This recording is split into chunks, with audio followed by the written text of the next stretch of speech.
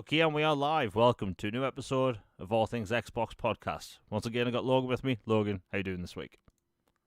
Doing pretty good, Jamie. Just another day in the neighborhood. How about you? I'm good. It's cold here. Just been gaming a lot. Been good. Been some really good stuff in the gaming news this past week, and I'm just biding my time. I'm going to talk about the Mass Effect thing in a bit. But other than that, it's been a good week. A lot of stuff's been going on in the news, and thankfully, no bad stuff really in the game news, other than some limited run game stuff. Which, let's be honest, at this point, every time we talk about limited run games, it's never good.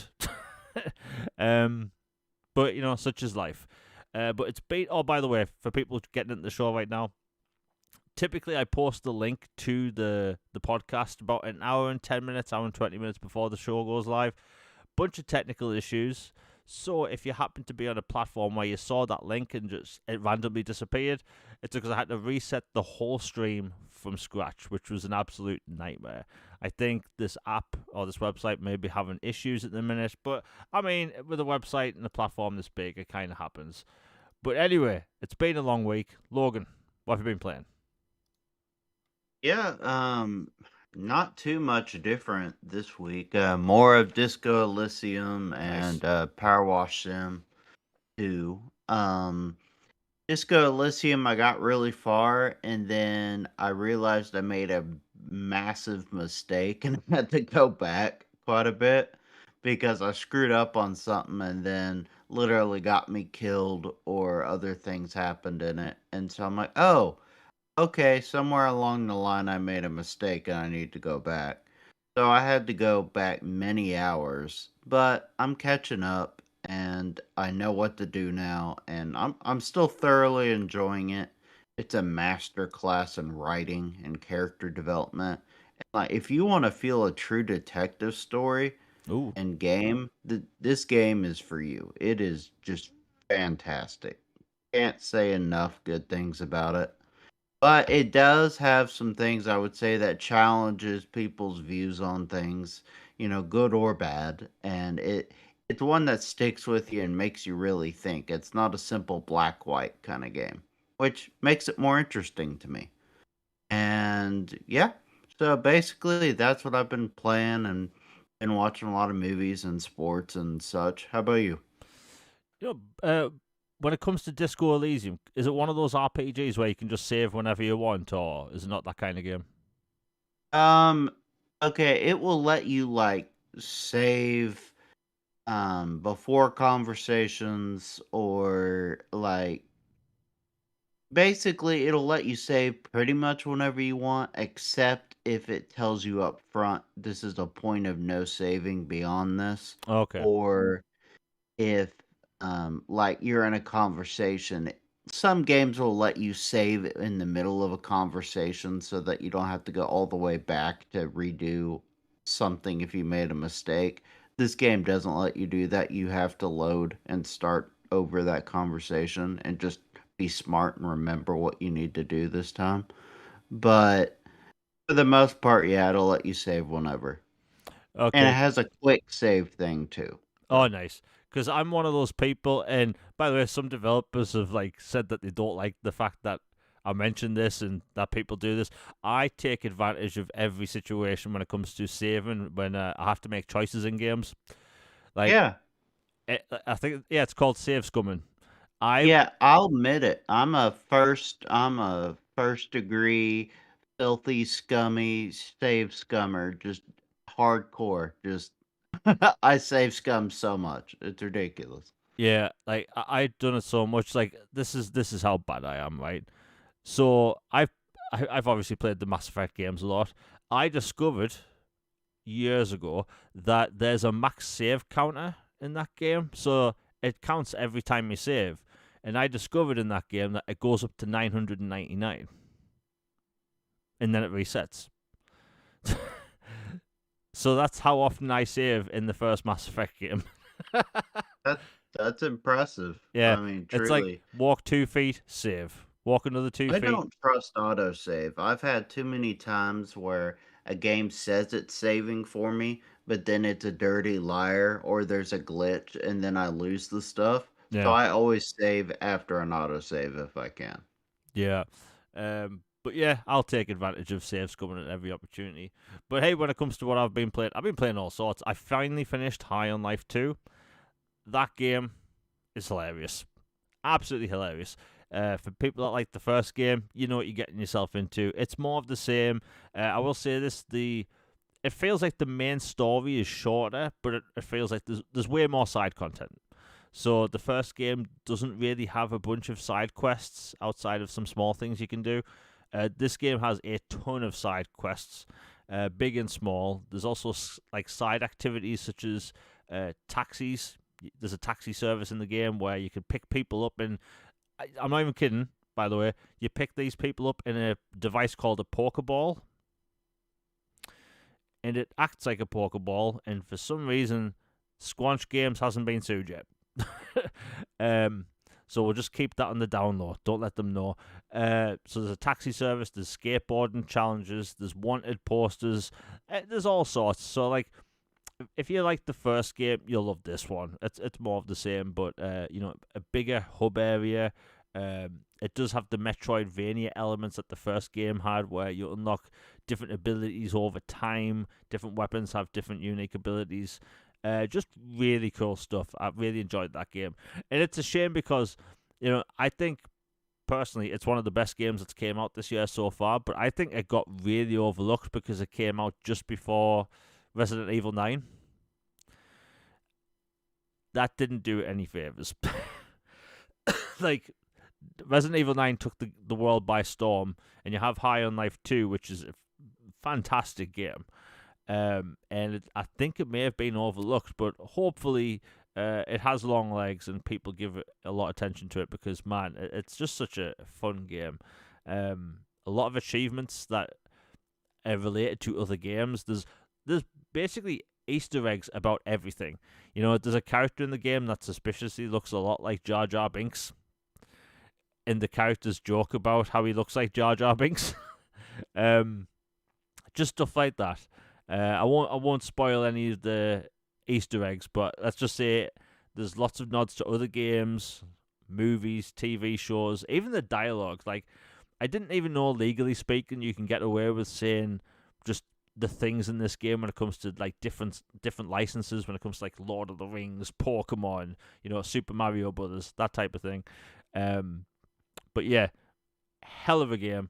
It took me about 23 hours to finish, and I've still got some side stuff to do. But yeah, highly recommend that to people. It's also in Game Pass Ultimate. I've also been playing The Darwin Paradox.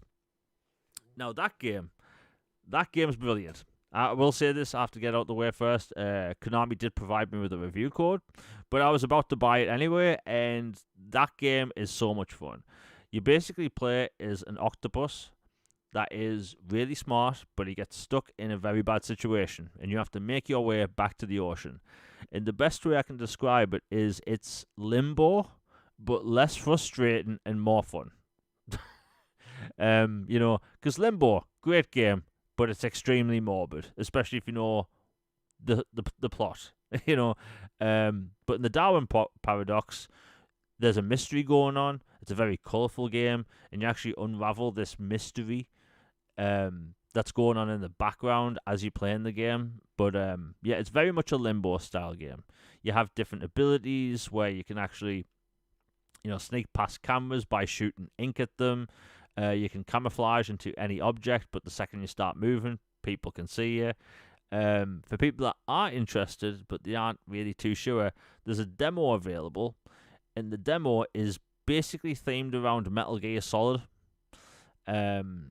So if people are a little bit curious, give that a go. But so far, I have to say, the Darwin Paradox, in my opinion, is one of the best games this year so far. So much fun. I believe it's £19.99. Hell of a game. Honestly, I think that when it comes to 2D side-scrollers with platforming elements and puzzles, sometimes they can be a bit frustrating. But the Darwin Paradox, it's not really frustrating. And most of the game is a one-shot. There aren't really any loading screens after when you boot the game up, which is really nice. Great art style, good character design, all this stuff. But yeah, the Darwin Paradox, highly recommend it. Let's see what else I've been playing. I've been playing a lot, maybe too much, of Arc Raiders. I'm going to complain about this game in a bit. But man, that game is gorgeous. 6 months later, I'm doing events that I've never done before, which is nice. The game's about to get a new map, finally. We should be seeing it in the next week or so. But I always stress that I'm like a single player gamer, to illustrate the point.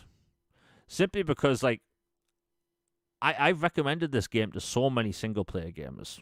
So many. And all of them that have picked it up have told me like, hey, I love this game. And it's the type of game that you think a single player gamer wouldn't like, because you're interacting with other people, and other people can be annoying sometimes. But Arc Raiders, it's special. And it also helps that the gameplay is brilliant. I will say this though, I do hope, I might make a post about this on social media, but I do hope the game actually gets a single player spin-off set in the same universe, because that universe, they have such a unique story there that I think that they could do a spin-off title, use the same gameplay mechanics. Literally, they could use the same shooting model, same physics model, and just put it in a single-player game. Maybe charge like £20 for it, or $30, and just tell that story. Because the backstory with the characters you interact with in the store and the quests you go on, there's so much lore there that if they had a single-player only game that was focused around a story, I think they could have a story that would be as beloved as Fallout. It is so cool. But with it being an extraction game, a lot of people don't really pay attention to the story. I will say this though, since last week's podcast, I actually encountered the new enemies in the update, the Vaporizer. So in the game, there's an enemy called the Rocketeer. It's basically this hovercraft that's kind of fast, and it can shoot rockets at you, and it locks onto you with this laser beam, and it shoots a rocket. But it's basically a line of sight type weapon, so the missiles don't track. However, this new enemy, the Vaporizer, is basically a fancy-ass Rocketeer where it just fires laser beams from its head, but the laser beams track you. And it is nightmare fuel. But, yeah, a lot of fun taking those things down. I will have a little bit of a rant right now. I spent about 20 minutes trying to take one down last night, and then I did. And as I'm running towards the charred remains of this Vaporizer, somebody else came running along, picking apart this, charred remains, getting the scrap from it, the materials from this thing I downed. And all I could think is how dare you? I spent 20 minutes fighting this basically game boss, and you, little sniveling weasel, come out of nowhere, taking my stuff. Yeah, bloody weasel. Yeah, and the game is having a rat issue at the minute, where there'll be people that are literally they'll hide in bushes and they'll wait for you to take down an enemy so they can take the resource. And this might sound very antisocial of me, but I can't stand people. They are ruining this experience for me, and I think Arc Raiders will probably go down in my top 50 games of all time. These people aren't helping. But obviously these are things that the developers can fix and whatnot. But hey, great game, what can I say? And I did actually restart Red Dead Redemption 2, just because I'm testing some things out. That game is still arguably the most immersive third-person game of all time. The movement, the graphics, just if you walk down the street in that game, and the people interact with you in a realistic way. There's little animals just walking. I think I saw a squirrel just cross the road in that game, and it's it was so realistic. And that game came out in 2018. Logan, you still haven't played Red Dead 2 yet, have you? Nope, I still have not enjoyed the Cowboy Simulator yet. Man, it is basically a cowboy sim, but what a game! And last game I've been playing is Warhammer 40k Space Marine 2. Um, so when that game came out, it came out with a campaign, a PvP mode, which you can tell Gears fans just flooded that mode because it's a very sweaty mode. However, there's a co-op only mode in that game called Operations, and basically throughout the single player campaign, which you can also play in co-op, you speak to this other team that are also doing a different objective on the same planet. That's what the co-op missions are. You're playing as those characters going on these missions, doing the alternate objectives. So basically, Space Marine 2 has two campaigns. And I was waiting for my friend to get it. He picked it up, finally been playing it. And yeah, it's a second campaign. It is hard as nails, though. So, like, if people thought the single player campaign was easy, play Operations mode. It is very challenging. The game throws even more enemies at you, and even more enemy types. Like, there's huge bosses in the Operations mode. Now, Logan, I know you played Space Marine 2. Did you ever play the Operations mode? Um, I, I think I did a couple of them, not too many, but I enjoyed it. I actually really love all the stuff they've added for Space Marine 2, and then like I can't wait for the third one. It's such an interesting universe with all the characters have different abilities and skills, and the weapons like have real gravitas and heft to them. It's really cool. Yeah. Um, but I will say this though, like, and I have had crap online about this. I think that's genuinely one of the best games this generation. It Um, is. maybe I'm a bit deprived of linear third-person shooters because we don't get them now. But man, that game just it came out of the gate with a single player, a PvP, and co-op modes, and the game gets free content basically every month. So far there's 12 operations missions, and they're gonna add even more. So like, I know I glaze Saber Interactive at every opportunity, but I'm gonna do it right now again. They're one of the best. They really are. They support their games for a long time. Hell, even World War Z still gets new content. And that game came out in, I want to say 2017. So like it's been a while, but yeah, hell of a developer. Now we have like 50 news topics, so we're gonna try and get through them. But yeah, bear with me. Again, before the show went live, we had a bunch of technical issues. It's all sorted now. And by the way, I had to reset all the audio values, so just let me know in chat if the volume goes up or down or if it's not correct. Anyway, let's see what we've got. So, new Game Pass titles were announced today. There's actually a lot of them. I have noticed that ever since Asher Sharma took over, that it seems like we're getting Game Pass lists more often than we used to. I don't know if that's just me, but it just feels that way. So anyway, I'll go over every game we got. So, DayZ is coming to Xbox Game Pass Ultimate, Premium, and Essential. Next up, what's this? Oh my god, the text is tiny in this. Endless Legends 2. It's coming to Game Preview on PC Premium. FBC Firebreak is coming to Premium. Planet Coaster 2 is coming to Ultimate and Premium. Tiny Bookshop, I have actually seen this, it's one of those cozy games, is coming to Xbox Game Pass Ultimate and Premium.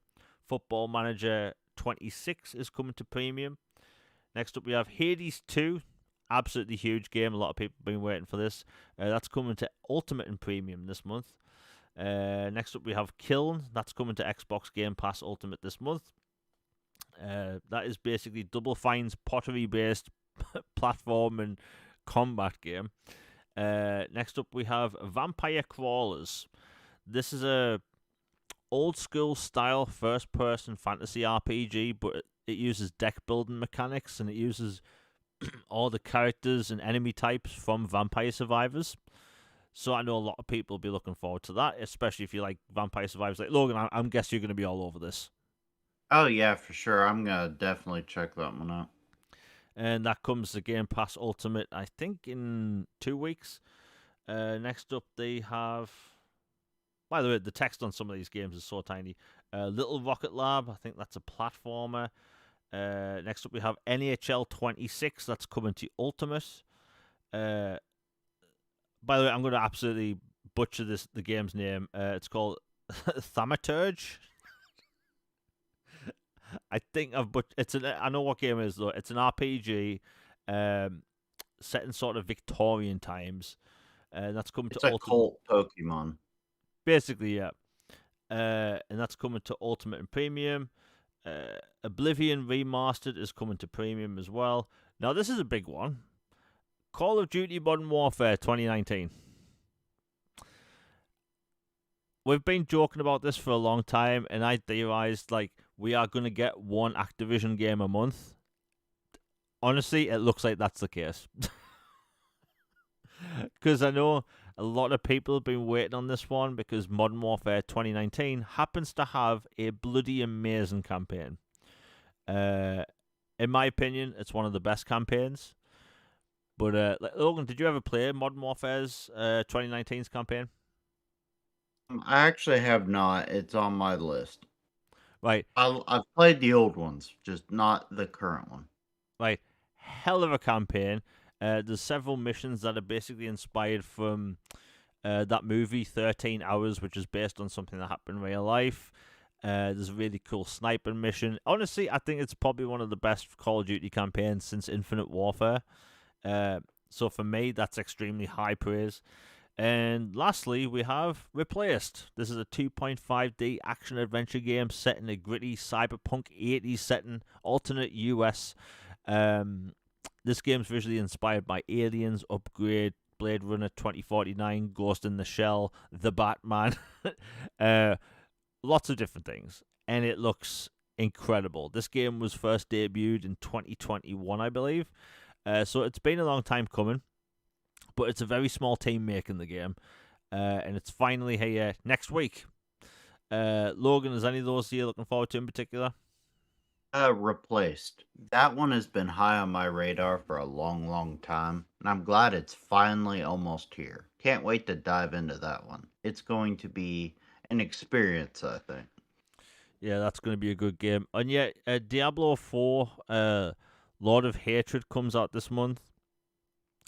Diablo is a weird franchise for me because I love everything I've played in the fourth game. I was addicted to the third game. I just need to put more time into Diablo. I feel like for me, Diablo is a real time sink.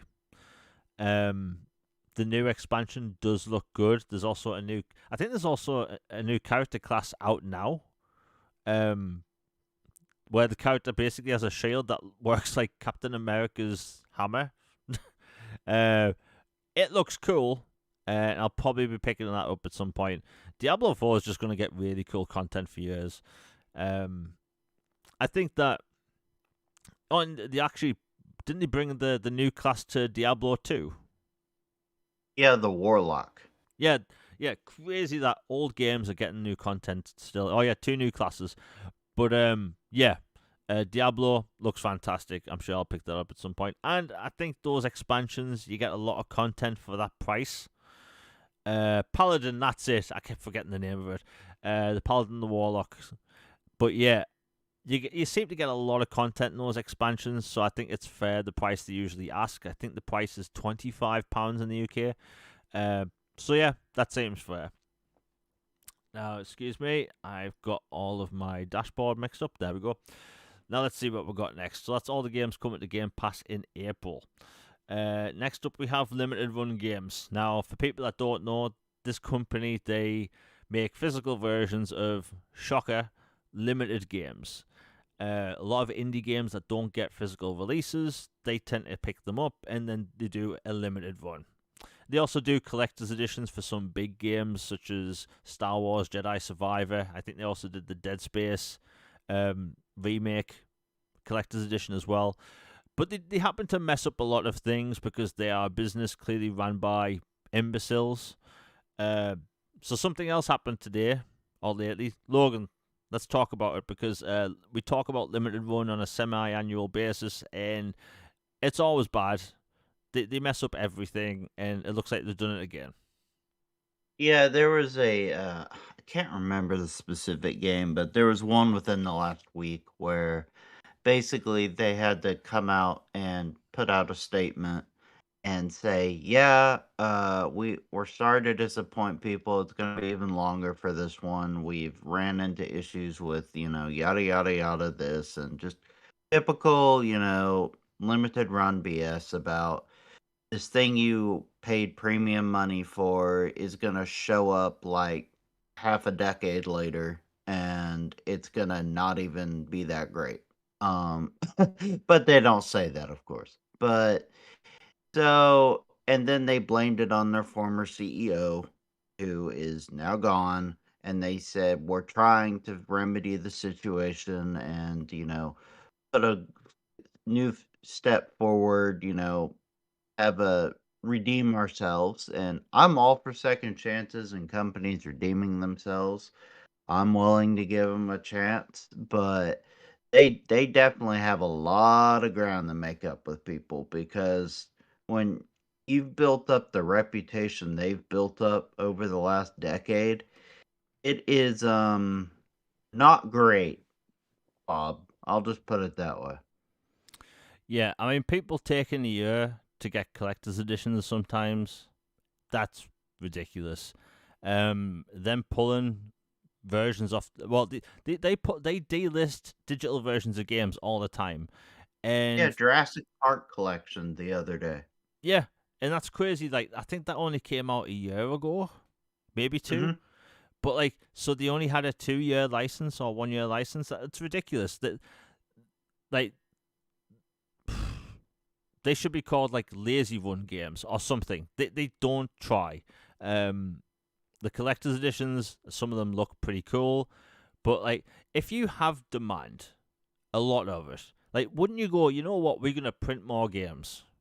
But like, even though they have the facility to and the capacity to, they'll just outright say, "Oh no, we're not going to print more copies of games simply because we're up our own arses, basically, and these games need to be quote unquote limited." And I think that is the dumbest thing ever. Right? you know, like they would probably make way much more money if they actually did what people wanted, and they're just a shoddy business. Um, like I don't really own any limited run products, and there's a reason why. Right, I always hear that their UK stuff is either delivered super late or in bad condition, and also way overpriced. I'm sorry, but importing stuff doesn't cost that much. Like way overpriced stuff. They they they to me look like one of these companies that'll probably be belly up in the next couple of years because the people up top clearly have no idea how to run a business at all. So like, and I've DM'd Logan this a bunch of times. Like every time there's a new game that gets announced with a collector's edition, even big games, they'll announce this. I can't speak today because I'm so annoyed. They'll announce this collector's edition through limited run games, right? Yeah, stop doing that. Lesson number 1, stop doing that. Yeah, it's like you're a big publisher, and I'm looking at EA, right? EA do this a lot. Like you're a big publisher, you can clearly sort this stuff out yourself, but no, you work your collector's editions through limited run games. Why? Why are you alienating people? One, you're automatically screwing over the Brits and the European people because the import fees are ridiculous. Um, like I just don't know what they're thinking. Don't know what they're thinking. But yeah, limited run games they can go do one because my god, I hate talking about them because they just mess up every single time. It's bad news. And while I'm continuing to rant, most companies when they announce that they are going to delist a game, I have noticed a common trend that they will actually announce that hey, we're actually going to put this game on sale. Do they? No, they don't. right? So when I was looking at that Jurassic Park collection, I'm sorry, but you can't charge £25 for ports of Sega Mega Drive Jurassic Park games. Like that's absurd. If it was a full-on remaster, I'd understand, but they are literal ports, nothing more, nothing less. Um, and yeah, the price is just stupid.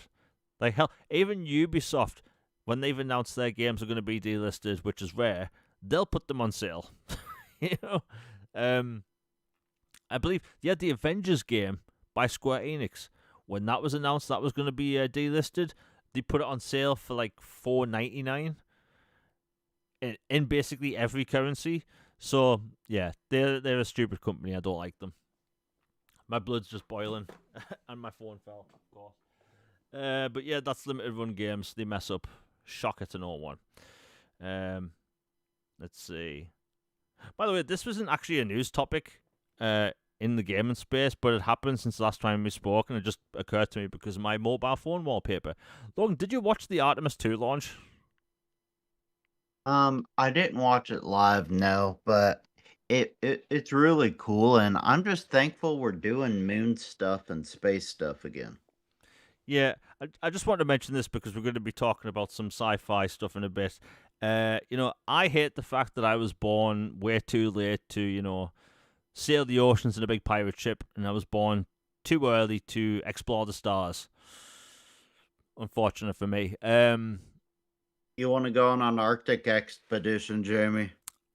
Honestly, I wouldn't mind. I think it would be pretty cool. It would, wouldn't it? Literally. Yeah. But yeah, just say like this is the first like moon mission in our lifetime. And I just thought it was pretty incredible. So yeah, and by the way, we are going to be landing there next year. There was a thing where you could actually sign up to have your name put on a SD card, which they sent up as well. So that's going to be in some sort of jar orbiting the moon forever, basically. So So that's we have nice. moon influencers now. Yeah, apparently. By the way, and I know my friend will be listening to this. When that thing came about and NASA posted the link, I signed up immediately. I even made one for my cat. And I texted my friend about it, right? Because I was thinking, oh, surely he wants his name up around the moon, right? So I spoke to him the following day. I'm not even kidding. This is an actual conversation.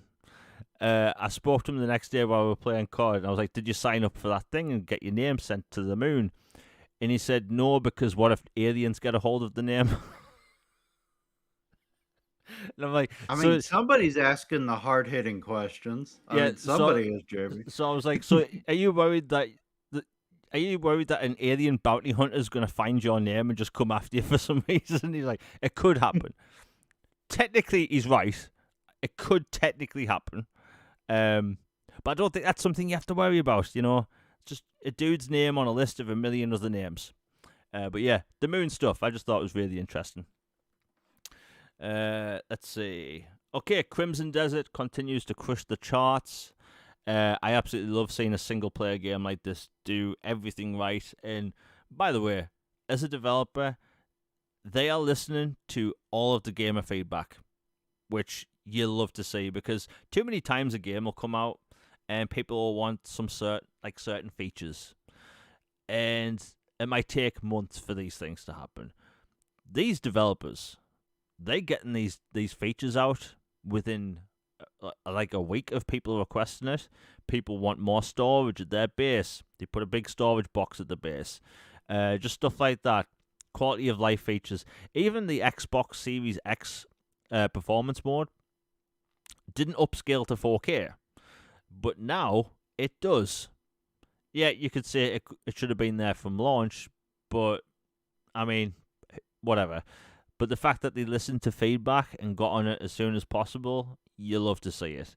And I should be getting to that fairly soon, but man, I love seeing a good game do well, and then the developers actually listen to feedback immediately, which is something we need to see more of, because I think it's too often that games can launch broken. Sometimes they'll take months to get fixed, or just like look, I will always talk about Ghost Recon Breakpoint, right?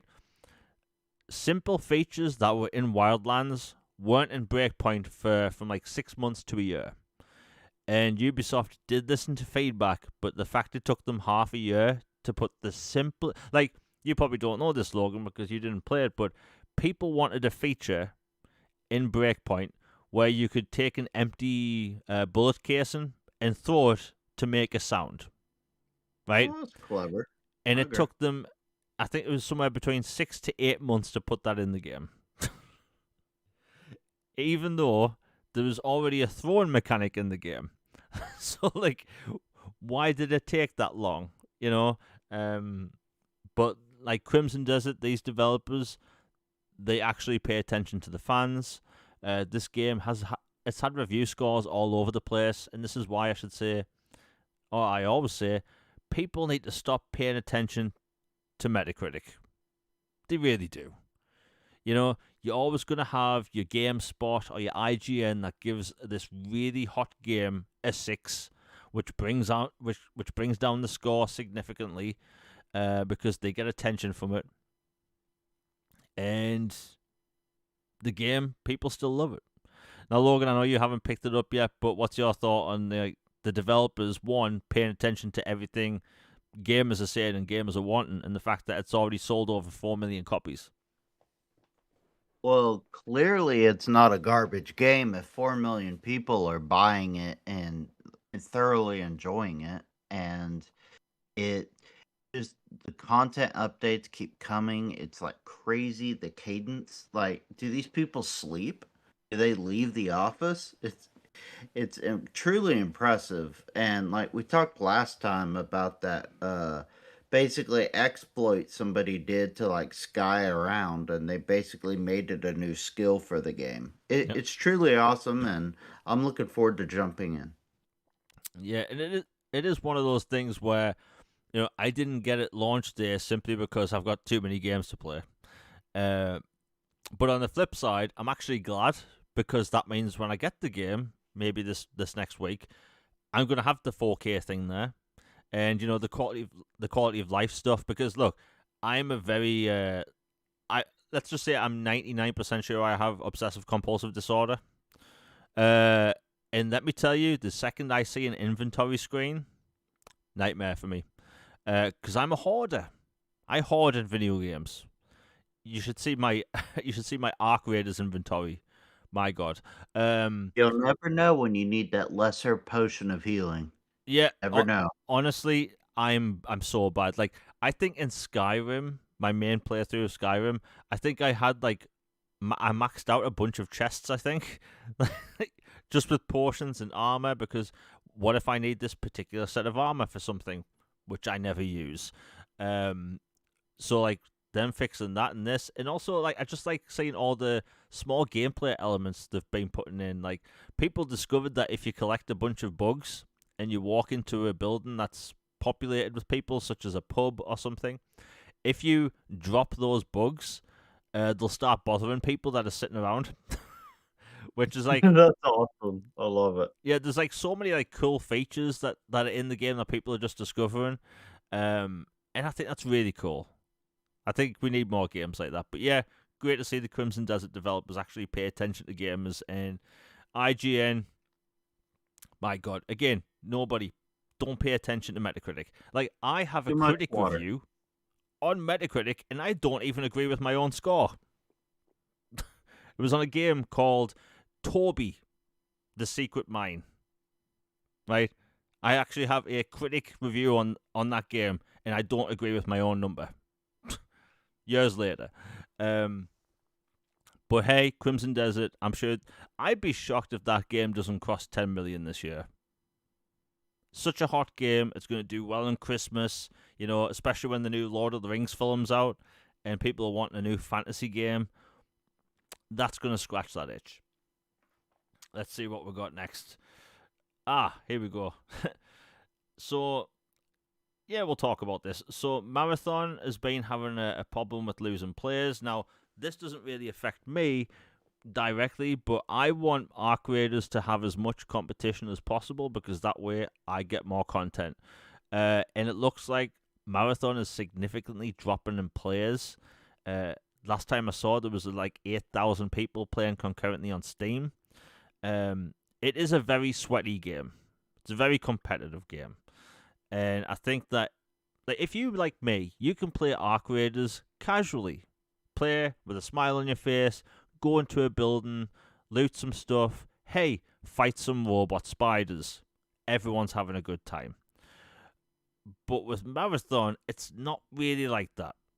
And I think that is going to be a problem in the long term because you have 14 million people pick up Arc Raiders, most of which have never played an extraction game before, but a lot of which can play casually. Marathon, you can't really do that because it's a very sweaty game. The maps are smaller, it's more condensed, and it is a very PvP centric game. So, like, I think that's put a lot of people off. And let's talk about the cheating issue. Cheating across the board in video games is really bad at the minute. From Call of Duty, Arc Raiders, Marathon, it's happening all over the place. I don't understand how gamers have fun cheating in games. I don't get it. Um, like, are you just admitting that you're so bad that you need cheats, or are these just trolls that use cheats to get one up on people? Because I can't imagine how that can be fun.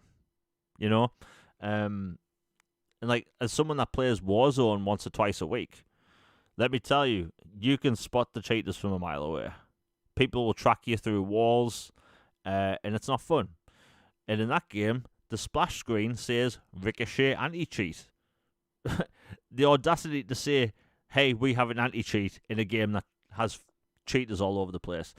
But yeah, Marathon, they're having a bunch of cheating issues at the pop at the minute, and honestly, I hope they get things better because man, Arc Raiders, especially on console, they need competition.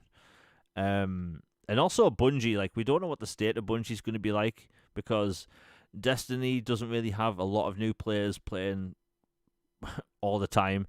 Each expansion sells less and less because the audience is getting smaller for that game, and it's a shame because Destiny has some of the most beautiful visuals and the gunplay is excellent. My God, bloody excellent. Um, but yeah, I'm actually a little bit worried about Bungie because like this game needed to make a lot of money. Like if it came out and did Arc Raiders numbers, I think they'd be completely fine, right? Arc Raiders is printing money for Embark Studio, and like they've literally said, hey, we're gonna support this game for like 5+ years, right? Cool, but they need competition, and on console, the only extraction game on console that is any competition or has the potential to be that, it's Marathon, and plus it look. I know that Steam concurrent numbers aren't a total representative of total players, right? Because these games support crossplay. Not everyone plays games at the same time. You have people that live in different time zones. So, like, using Steam just as the barometer for everything doesn't make sense. However, we do live in a world where, unfortunately, um, perception is reality.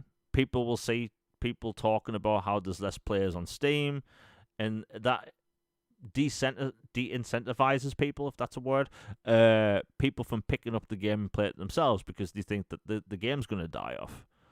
So I completely get that. But Logan, I know you don't give two craps about Marathon or Arc Raiders, but like, what's your take on the whole like Marathon situation? Because it is a little bit concerning about Bungie at the minute.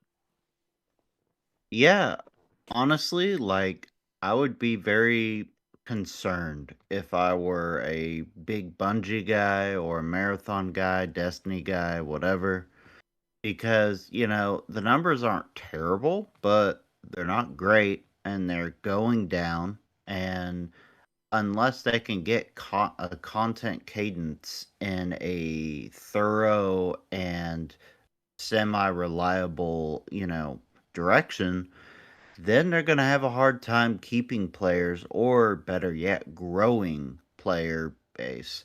And there's all these other things going on. Arc Raiders is kicking their teeth in and taking their lunch money anyway right now. So if they fail to truly differentiate themselves and make it where it's a worthwhile investment to a player to jump into this experience and stay with them for the long haul, then they're going to have a real bad time. And when they have a real bad time, then it's going to get back to Sony. And when it get back to Sony, it's going to be okay, we spent four, whatever billion on this thing. And since then, all we've had is XYZ.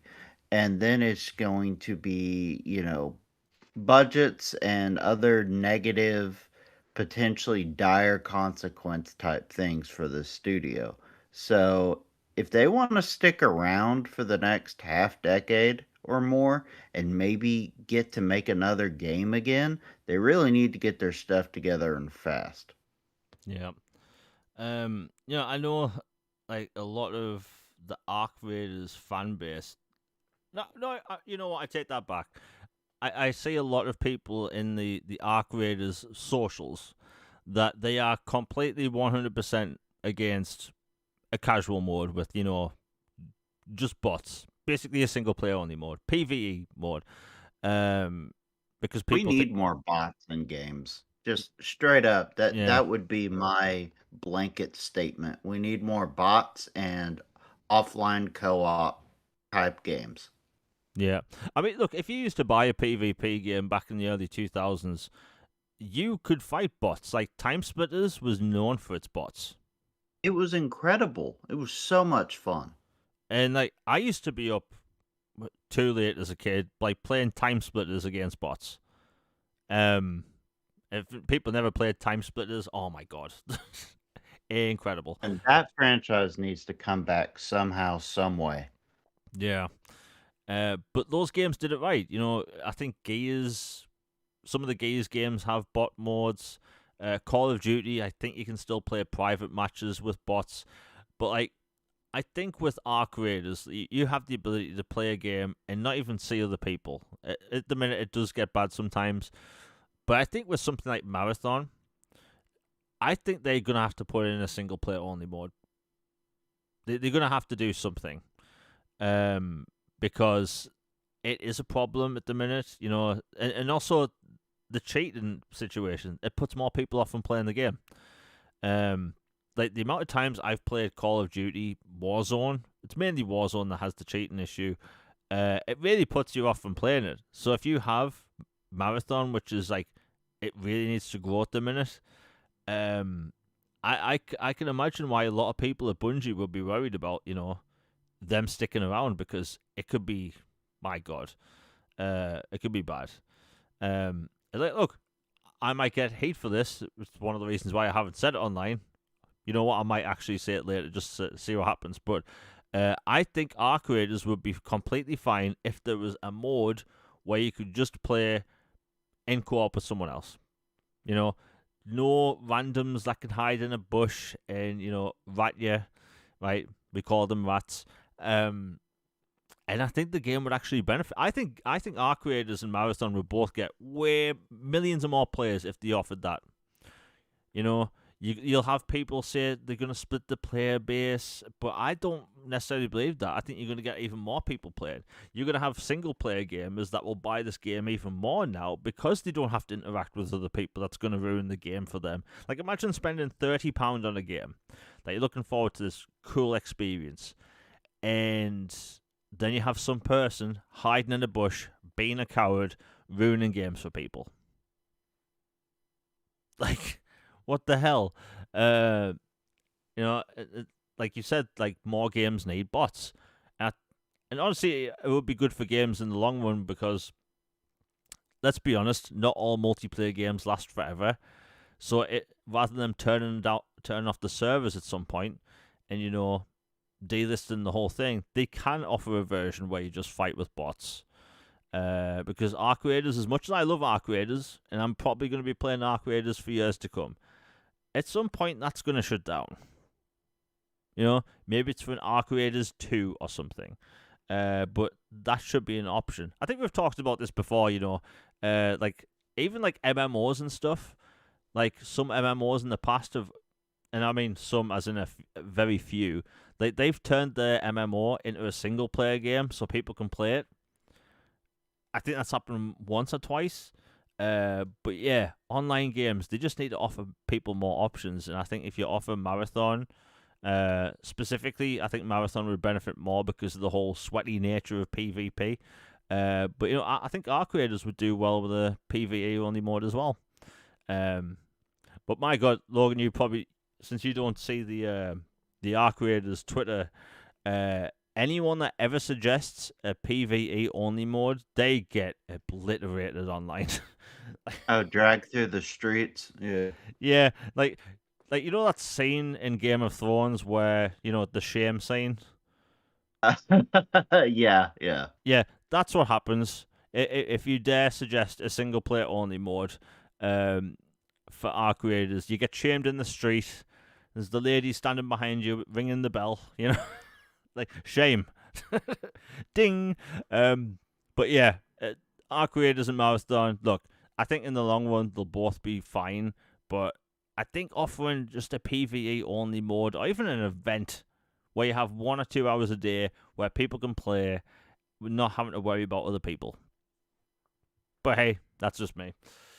Or they could add a feature like that makes it like somehow tied to where like if you kill one of these giant things or whatever, like it's like pinged to you unless you're killed or something to where like you can get the loot or something from it so you don't have people vulturing it when they do zero effort.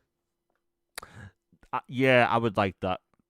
Yeah, I'm actually suggest that because, like, I'm not even kidding. I didn't post about this on social media. Like, my blood was boiling. Right, I Yeah, spent. I'd be furious if that happened to me. If I'm like, are you kidding me? I beat this legendary monster thing, and then some clown in the bushes runs out and takes my stuff. Yeah, I'd be just rage quit. Yeah, and bear in mind you need these resources to make some of the new weapons. So like this little, I'll call him a weasel, comes crawling along and stealing my loot. But I would like that as an option, because my God, a lot of these. You know what? I could just do a 2 hour show, just me ranting about other people, but I won't. But hey, our creators marathon, they just need to listen to the feedback, and it doesn't help that a lot of the big PvP streamers, they have a lot of push at these companies, and basically whatever they suggest, more people listen. But like, come on, you have 14 million people playing our creators. Most of them aren't streamers. Most of them they don't have a huge audience, but most of them, from what I can tell, do want the kind of things we're talking about. But, we'll see what happens.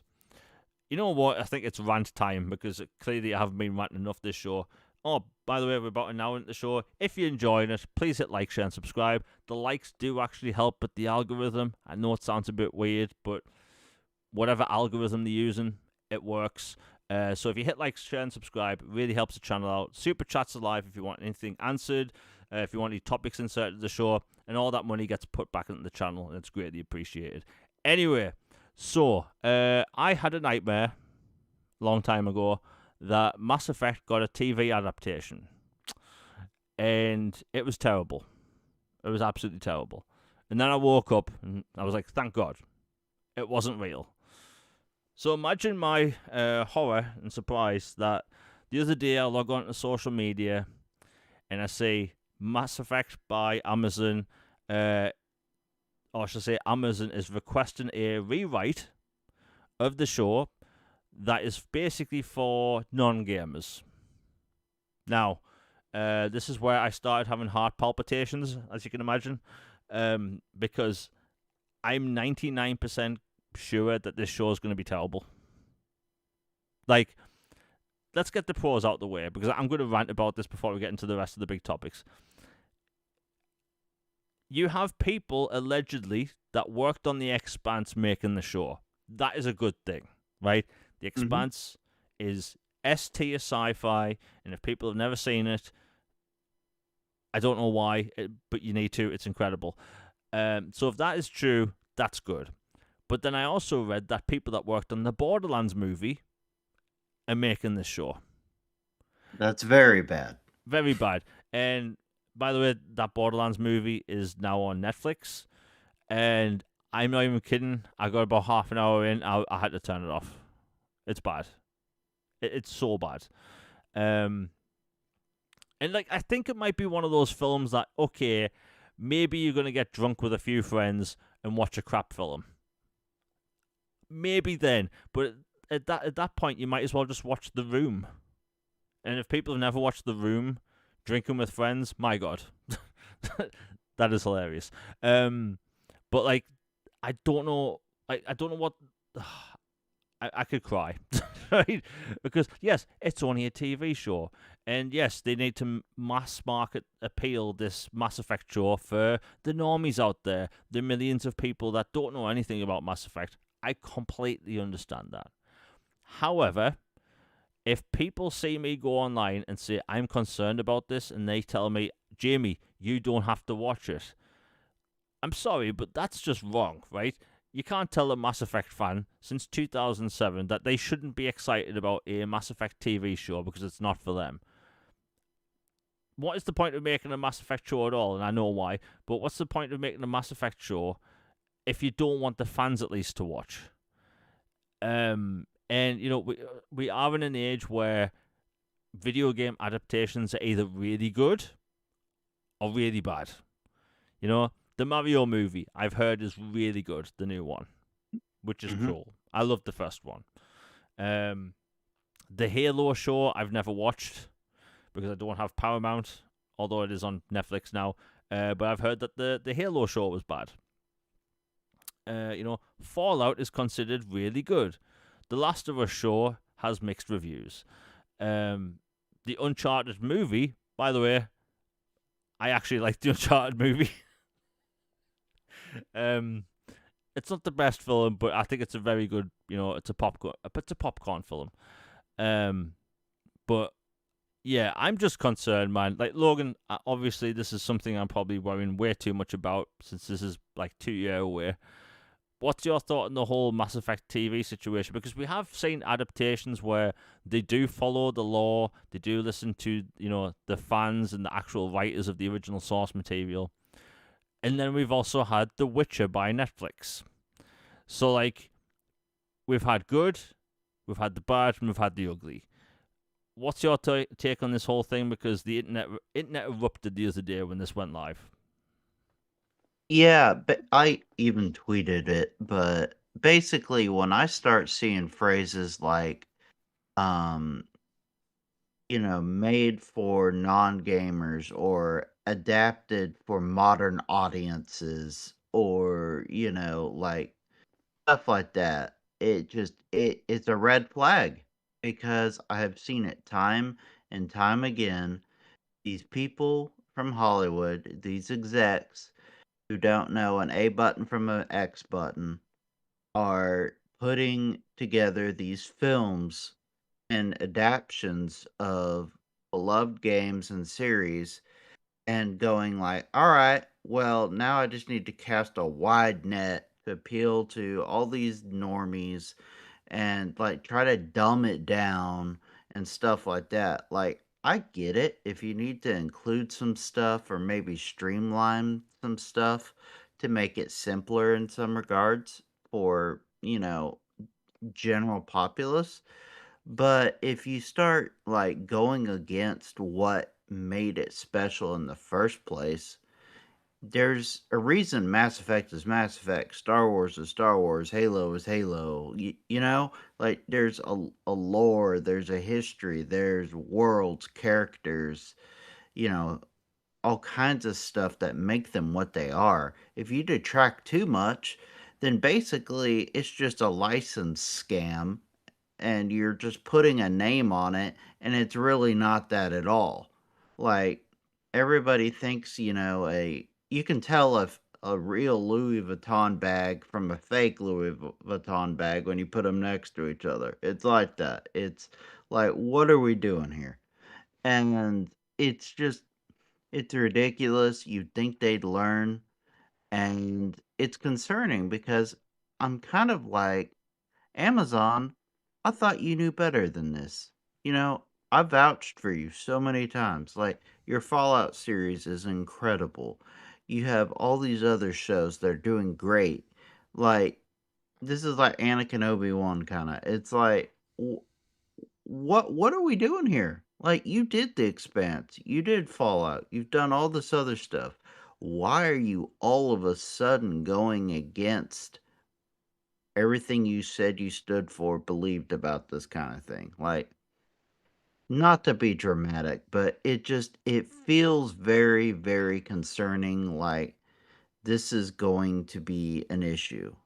Like, there's a line between being so religiously upholding of quote canon and lore and stuff to where like every button has to be a certain color, or a ship has to use this type of fuel, or like this guy was technically this age, or you know what I mean, like nitty gritty details. Like, Yeah. no, we don't need to do that. Okay, we can work with stuff like that, but like core tenets and beliefs and like intrinsic ideals of a franchise, you don't bleep around with those. So the idea that they're doing this for a major franchise is frankly concerning, and the fact that everybody's already on, pins and needles about Mass Effect 4 and whether it's going to be, you know, BioWare Swan Song or not is a whole nother thing. So it's just like, can't Mass Effect fans catch a break, a good break for once? Because this definitely does not seem like a good break. Yeah. Before we continue with the rest of the Mass Effect topic, we have the first super chat of the day by Nick W. Thank you much for the 199. He says, "What was your worst game that you've ever played?" I could tell you what exactly that game is. The Mummy Returns on the PlayStation 2. I have never been more disappointed than playing that game. For people that don't know, The Mummy is one of my favorite movies of all time. Um, watching that as a kid was like the best. But as a wrestling fan at the time, The Rock was my favorite wrestler. So when The Mummy Returns came out, that was basically Avengers Infinity War for me. Right? Like, I was so excited for The Mummy Returns. I couldn't describe it, right? Um, so when I found out there was a video game based on it, I was super excited. So imagine my surprise when I get The Mummy Returns, the video game, and it's basically, like, visually, it was basically a PlayStation 1 game. Right? At a time where you had, Metal Gear Solid 2, Final Fantasy 10, right? These super good looking games. Then you had this piece of crap. Right? And it was awful. The controls were awful. The voice acting was awful. Like, everything about that game was awful. Um like, Logan, can you remember how PlayStation 1 games had those wobbly textures for walls? Oh, yes, and then, like, the triangles for hands Yeah. and yeah, all kinds of stuff, yeah. Yeah, so this was a PlayStation 2 game that had that. And I remember playing it at the time thinking, like, why does this game look and play so bad? It was clearly a cash grab. That was at a time where if a new movie was coming out that was big, it had a video game adaptation of some kind, and that was just, it was bad. It was so bad. Uh, and I think I still have it. I'll have to look, but you know what? If I can, if I've got it still, and when I start streaming games in the next couple of months, I'll see if I can get an adapter to stream The Mummy Returns, just for a laugh. Because, oh my god, that game was just absolute trash fire. I was so upset. But that I can safely say, The Mummy Returns on the PlayStation 2 is the worst game I've ever played. What about you, Logan? I would say it would either be, Superman 64 or a Power Rangers game that was on the N64. Like, they were both just awful, just horrible. and just incredibly frustrating and not intuitive and just pretty miserable experiences, I'd say. You know, this isn't the worst game I've ever played, but I'll talk about disappointing. So, as a Final Fantasy fan, imagine, as an Xbox One owner in 2000 and I think it was 2014, the PSP had a game called Final Fantasy Type Zero. Oh, yes, yes, yes. Yeah, and the HD version came to Xbox in 2014. Now I was super excited to play this, and it's not that it's a bad game. That isn't the problem with it. Is that the camera doesn't move vertically, and there's a terrific amount of motion blur when you scroll the camera from side to side. So as someone that suffers from motion sickness, that game made me want to throw my guts up. like, like I've still got the game, and if I ever fancy the need of feeling nauseous all of a sudden, I just have to put that game on, because the camera movement basically activates something in your head when it comes to your inner ear, and it is horrible, and it's a shame because I really wanted to play that game, and it was never patched. So yeah, Mummy Returns, worst game ever, most disappointing game outside of that would be Final Fantasy Zero HD for its camera, and that's literally it. I liked the story. I thought the combat was decent, but that camera, ooh, I think my stomach's actually spinning just talking about it. But yeah, and I think there was any range of Game Boy Advance games that were just awful. Like, Oh, there were so many movie port yeah, games from the Game Boy Advance era that were terrible. yeah. Actually, I could add another one to that list.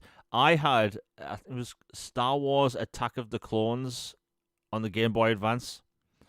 Yeah, that was pretty bad. Yeah, Yeah. awful. Licensed games on the Game Boy Advance, like you said, were just terrible.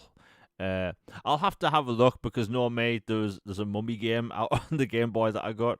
But I will say this: I don't really play bad games now. That are like I typically know what I'm gonna like, and I can safely say that I've never really played a game in the past several years that I've like really disliked. Thankfully that's the case for me. I know everyone's different, but yeah. So my God, you know what I'm gonna do later? I'm gonna try and find out if I've still got that copy of The Mummy Returns on the PlayStation 2 because that is just awful. And if people ever get curious, just search it up on YouTube. You'd be like, why does this look like it released in the 90s? Because it just looks that way. But yeah, the Mass Effect TV show, I'm horrified, mortified, and look, I need good sci-fi television. We just don't have much, I'll name some good ones quickly before we go back to the game topics. Silo, For All Mankind, Foundation, although I'm a season behind on that. Severance, right? Really good sci-fi. But outside of that, I'm not optimistic. Like I've been burnt too many times on bad sci-fi, and I just don't think my heart could take a Mass Effect show that's bad. Because look, we saw what happened with The Witcher. It's nothing like the books. It's nothing like the games. It just is what it is. And like Liam Hemsworth, I feel sorry for him because he got a lot of blowback. Not his fault. Yeah, it's not even his fault. And I think, he kind of looks the part, but like a bit of a downgrade from Henry Cavill. And I could say that as a straight man. But yeah, I think Mass Effect it's kind of screwed as a franchise. And look, we weren't going to talk about the game, but I'll mention it. I'm absolutely terrified for the next Mass Effect game. That game needs to be minimum for me, not a Metacritic score, but for me, there has to be a minimum of like a 9.8, like preferably an 11 out of 10, because of just the build up. Because if that game comes out and it's bad, I think it might actually destroy me. I might actually be hospitalized because we're like, How will they monetize it, Jamie? oh god, just you mentioning that, I bet it has like some sort of microtransactions and a battle pass or something. Like, thankfully, it is going to be single player only, and I know Mass Effect has had good multiplayer in the past, but just any Mass Effect thing at the minute makes me concerned. But hey, I hope the TV show's good. It just, as a Mass Effect fan, I just don't know how you adapt it, because apparently the Mass Effect show isn't going to be the story based on the games. It's going to be its own thing, which I'm okay with. However, Are there still Reapers and like the overall idea, or is it I honestly completely don't know. You'd think okay? it would be nice, but like, I'm not optimistic. And if they're listening to the Mass Effect 5 crowd, we're going to get something set in the Andromeda Galaxy that's about the Angarans. And people are still waiting for the Quarian ship. I could clearly talk about this all day, but my blood's boiling just thinking about it. But yeah, we'll move on. Bloody hell. So yeah, we have some Stellar Blade news. Now, I didn't know about this before the show went live until Logan told me, and I burst out laughing. Because look, Stellar Blade is meant to be coming to Xbox at some point this year. The developers talked about how they want to bring the game to more consoles, which is cool. It's already out on PlayStation. It's already out on PC. And people like those versions of the game. But people on Xbox are still waiting. I know people on the Switch too are wanting that game as well, and we're probably going to see it. However, Logan let me know that which game got what skin? Basically, PUBG randomly had a collaboration with Stellar Blade, and Eve-based content is coming to PUBG. So, congratulations, you have power wash simulated yourself Final Fantasy VII stuff. Yeah. It actually kind of reminds me of how didn't Tekken get Clive from Final Fantasy 16? Like, Yeah, and like I think I can't remember that some of the fighting games even crossed over with their characters like back in the day. It's like that. It's just very weird. but like I'm all for game crossovers and stuff, but when you have people waiting for that game to come over and you get a skin in a game where, look, I know PUBG is still a big game. I stopped playing it a long time ago, but man, I don't know what they were thinking. like at least announce the game first. It could be months away. People wouldn't care. But yeah, as a cross promotion thing, I'd advise developers not to do that. It just annoys people. That being said, I do think we will see, Stellar Blade on Xbox in the next couple of months. And it's a sci-fi action adventure Souls like. I'm gonna dig that game. And plus I'm absolutely desperate for more sci-fi games. Like, for the love of everything. Can we go 1 week without a game being announced with a dragon and mountains in it? Like, I swear, if it gets to this Xbox showcase and Summer Games Fest, and I see more fantasy RPGs announced, I'm gonna lose it. I'm absolutely gonna lose it. Because do we need so many fantasy games? No, we have so many. I know I'm ranting a bit today because I'm annoyed, but like, in a sea of open world fantasy games, why the hell do we not get sci-fi games? It's because they cost more. But still, like, I'm desperate. We need more underwater games. Exploration and like an adventure underwater. It doesn't feel like we get enough of those either. Yeah, underwater, we don't really get much of them. Honestly, I wouldn't even mind games where we don't even play as humans. Just Yeah, I'm something down to different. be a dog, a robot, a dragonfly, whatever. It's one of the reasons why I'm looking forward to that artificial detective game. Mm-hmm. You're playing as an android who is, shocker to no one, a detective. Um, let's see what we'll get next. Oh yeah, the Starfield expansion came out today. A lot of people are digging it. Now, for people that don't know, because we weren't really told this like super in advance. So like if you own the premium edition upgrade from years ago, you get this expansion for free, the Terran Armada. Um, and I'm actually surprised they did this because it is actually a pro-consumer move. The original listing for the premium edition upgrade only ever mentioned one expansion, so they could have charged Xbox gamers with the premium upgrade more money, but they're not, and I think that's really cool. Um, I believe the file size is around 4.5 gigabytes. It's available now.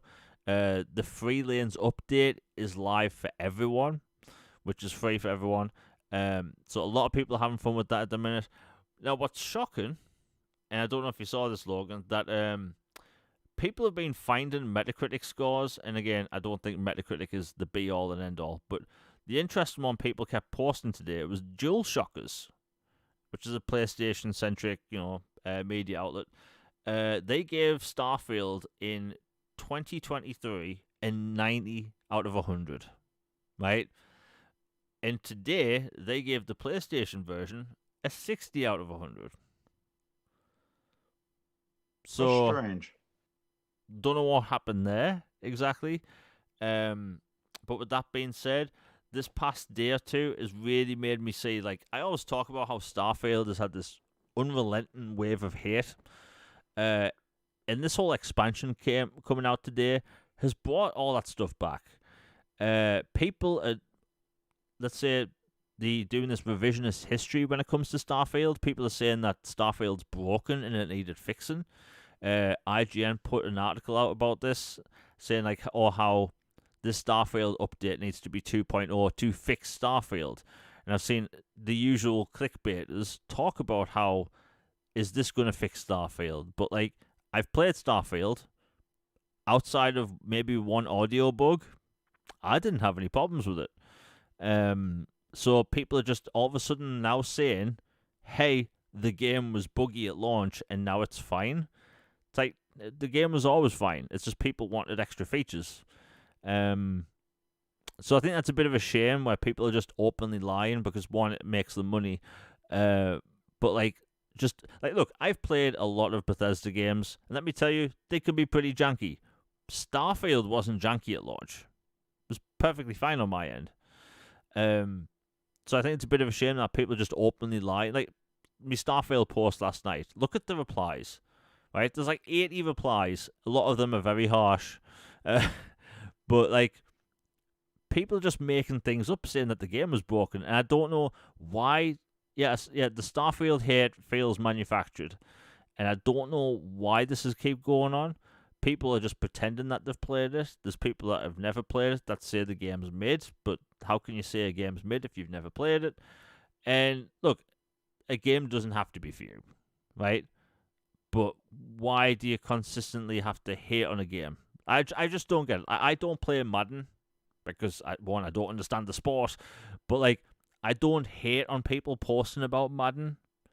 So like, I see people and like all they do is that they reply to people on social media posting about Starfield.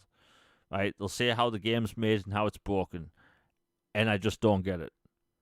Like Logan, I know you've had some of this hate in the past, but like, what's your take on the whole Starfield thing? Because like, it's been perfectly fine for years, but people are doing this revisionist history thing at the minute to make the game look like it was broken. Yeah, I'm not surprised to be honest. I figured something in this vein would happen when we knew it was for sure coming to PlayStation. Because as soon as X, Xbox bought Bethesda back when, and then some people started, revision this history, like the reviews and scores of older Bethesda games and how much everybody loved them or didn't love them and stuff like that. And then the scoring for, new games going forward and how suddenly things they loved then is just not acceptable or flyable or, it's just trash now or mid. And, and now they're saying like this is broken when it what really wasn't broken. It's like, so which is it? Is it broken or is it not broken? Is it mid or is it great? now that it's on a different platform, it suddenly opens up even more, FUD.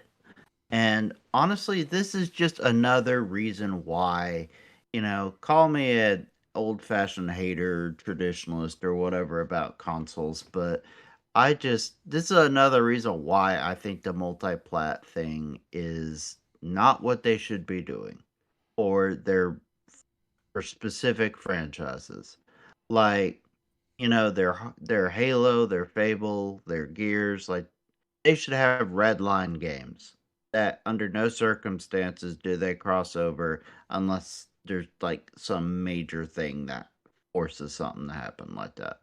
Like this is just it's more nonsense and FUD and tomfoolery, and they should honestly not only should they quit making all the things multi-plat, they should also quit giving codes out and giving attention to and quit showing up at some showcases when they know they're getting the shaft anyway. Just being blunt. Like, why would you show up at a party that's run by your biggest hater? Like, why would you do that? You Yeah. know what I mean? It's just ridiculous. And, new leadership, I'm fully behind them. I love what I'm seeing so far. I love the energy. If you really want to show like you've got some brass balls about some stuff, exclusivity and dealing with some of these outlets that are blatantly not good faith arguments and dialogue about your brand and about your fans and experiences, that would be a good way, a good start. Yeah.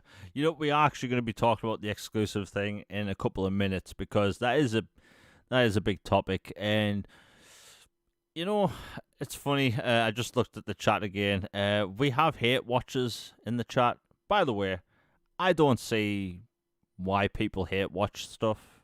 You know, if there's a TV I do show, it in sports, but not games. I think sports is an exception. I'd love to see my rival fail in sports. It's great, but yeah. But like with sports, it makes sense. But like, the I don't understand. Like, I've never once listened to a 2 hour PlayStation podcast, then just like hate watch them. Like, one, I want PlayStation to succeed. I might not prefer them, but I want all these companies to succeed. But you'll have these little like weasels, right? All they do is they hate watch stuff and they comment and stuff, and it's like they're part of the problem, you know. Um, we'll call them tour rags. I'll use that as a PG term. It's like, why are you here? like, I don't I don't hate watch TV shows. I don't hate watch movies. That is called wasting your own time. And for people that say that they have all these games, shouldn't they be playing these games? Like, but no, hate watch a podcast. Why not? Because screw me, right? And I'll just delete that little tool rag. There we go. My God, just imagine wasting your time. You could do anything on the planet, and you do that. There you go. That'd be like us watching Sacred Symbols or something for like Yeah, yeah. 2 hours talking about how much they hate us. But like Starfield, look, I think people are gonna have fun with the new expansion. Uh, you know what? We could actually really condense a bunch of the next topics into. You know what? We'll talk about Blade at the end of the show. Logan, you want to talk about backwards compatibility because the exclusive thing is going to be the big topic, I think. But what's your take on the whole backwards compatibility thing? Because we've been talking about this for a millennia now, and it looks like something may be happening rather than us just hoping. Yeah, there is a whole bunch of breadcrumbs starting to add up. And okay, you have to excuse me while I pull down my conspiracy board, in the background. But just bear with me. Okay. So there recently was several delisted games that were backwards compatible at one point, and for sale, but were pulled from shelves digitally. but still playable if you owned them, reappeared and were repurchasable again for absurd prices on some of them. Like one of them was like for $100 or something crazy like that. Briefly listed and then yanked quickly after people noticed. I actually talked with somebody online earlier who was able to get Prince of Persia Sands of Time when it was relisted, and it works and runs great. Like they were able to get it during that brief relisting. And so clearly there's some stuff going on that games that are no longer available are getting relisted and yanked again. Like back in the day, for those who are younger or don't remember, starting when the BC program was first announced in I think 2016, right? 2015, something like that. Yep. Um they would every week, every Tuesday and Thursday at least, they would announce new titles that would be announced to the program. And those who followed this religiously, like I did, or some others, you could often find some hints for some games that were coming to BC, but also checking sales and going, huh, all these are the 360 or OG games on sale for this coming week or something. All these are BC. Wait a minute, this one, I don't remember this one being playable, or this one, or this one, or they fit a certain pattern, and lo and behold, 8 out of 10 times they would indeed be announced as BC shortly after. Or a storefront would list a game. Like I remember seeing Lost Planet listed in the BC section or the store section on Xbox before it was announced as BC, and then it was quickly yanked. Like it was like less than a day, it was gone. But then it obviously came to BC. And so that has been happening as well, like where there's been some games that are BC that haven't been on sale in years, have been dropped to incredibly low prices. There's data on the back end from people like Red CDX and other folks who deal with back end code and stuff for cloud and streaming and processing, and like no databases are seeing stuff going on. There's clearly stuff happening. There's the stuff that happened at GDC where they said, we're bringing back the program. You're going to experience new titles in new ways and experience your classic library in new ways. Clearly, something is going on, and I don't think it is just playing your old games on PC. Like, even if it was just that, that would be cool. But I'll be straight up front with you. If that is all it is, and everybody is getting super excited and stoked and really amped up and voting on these sites for more games and really putting all this effort in and really wanting this to happen and have been manifesting this for years.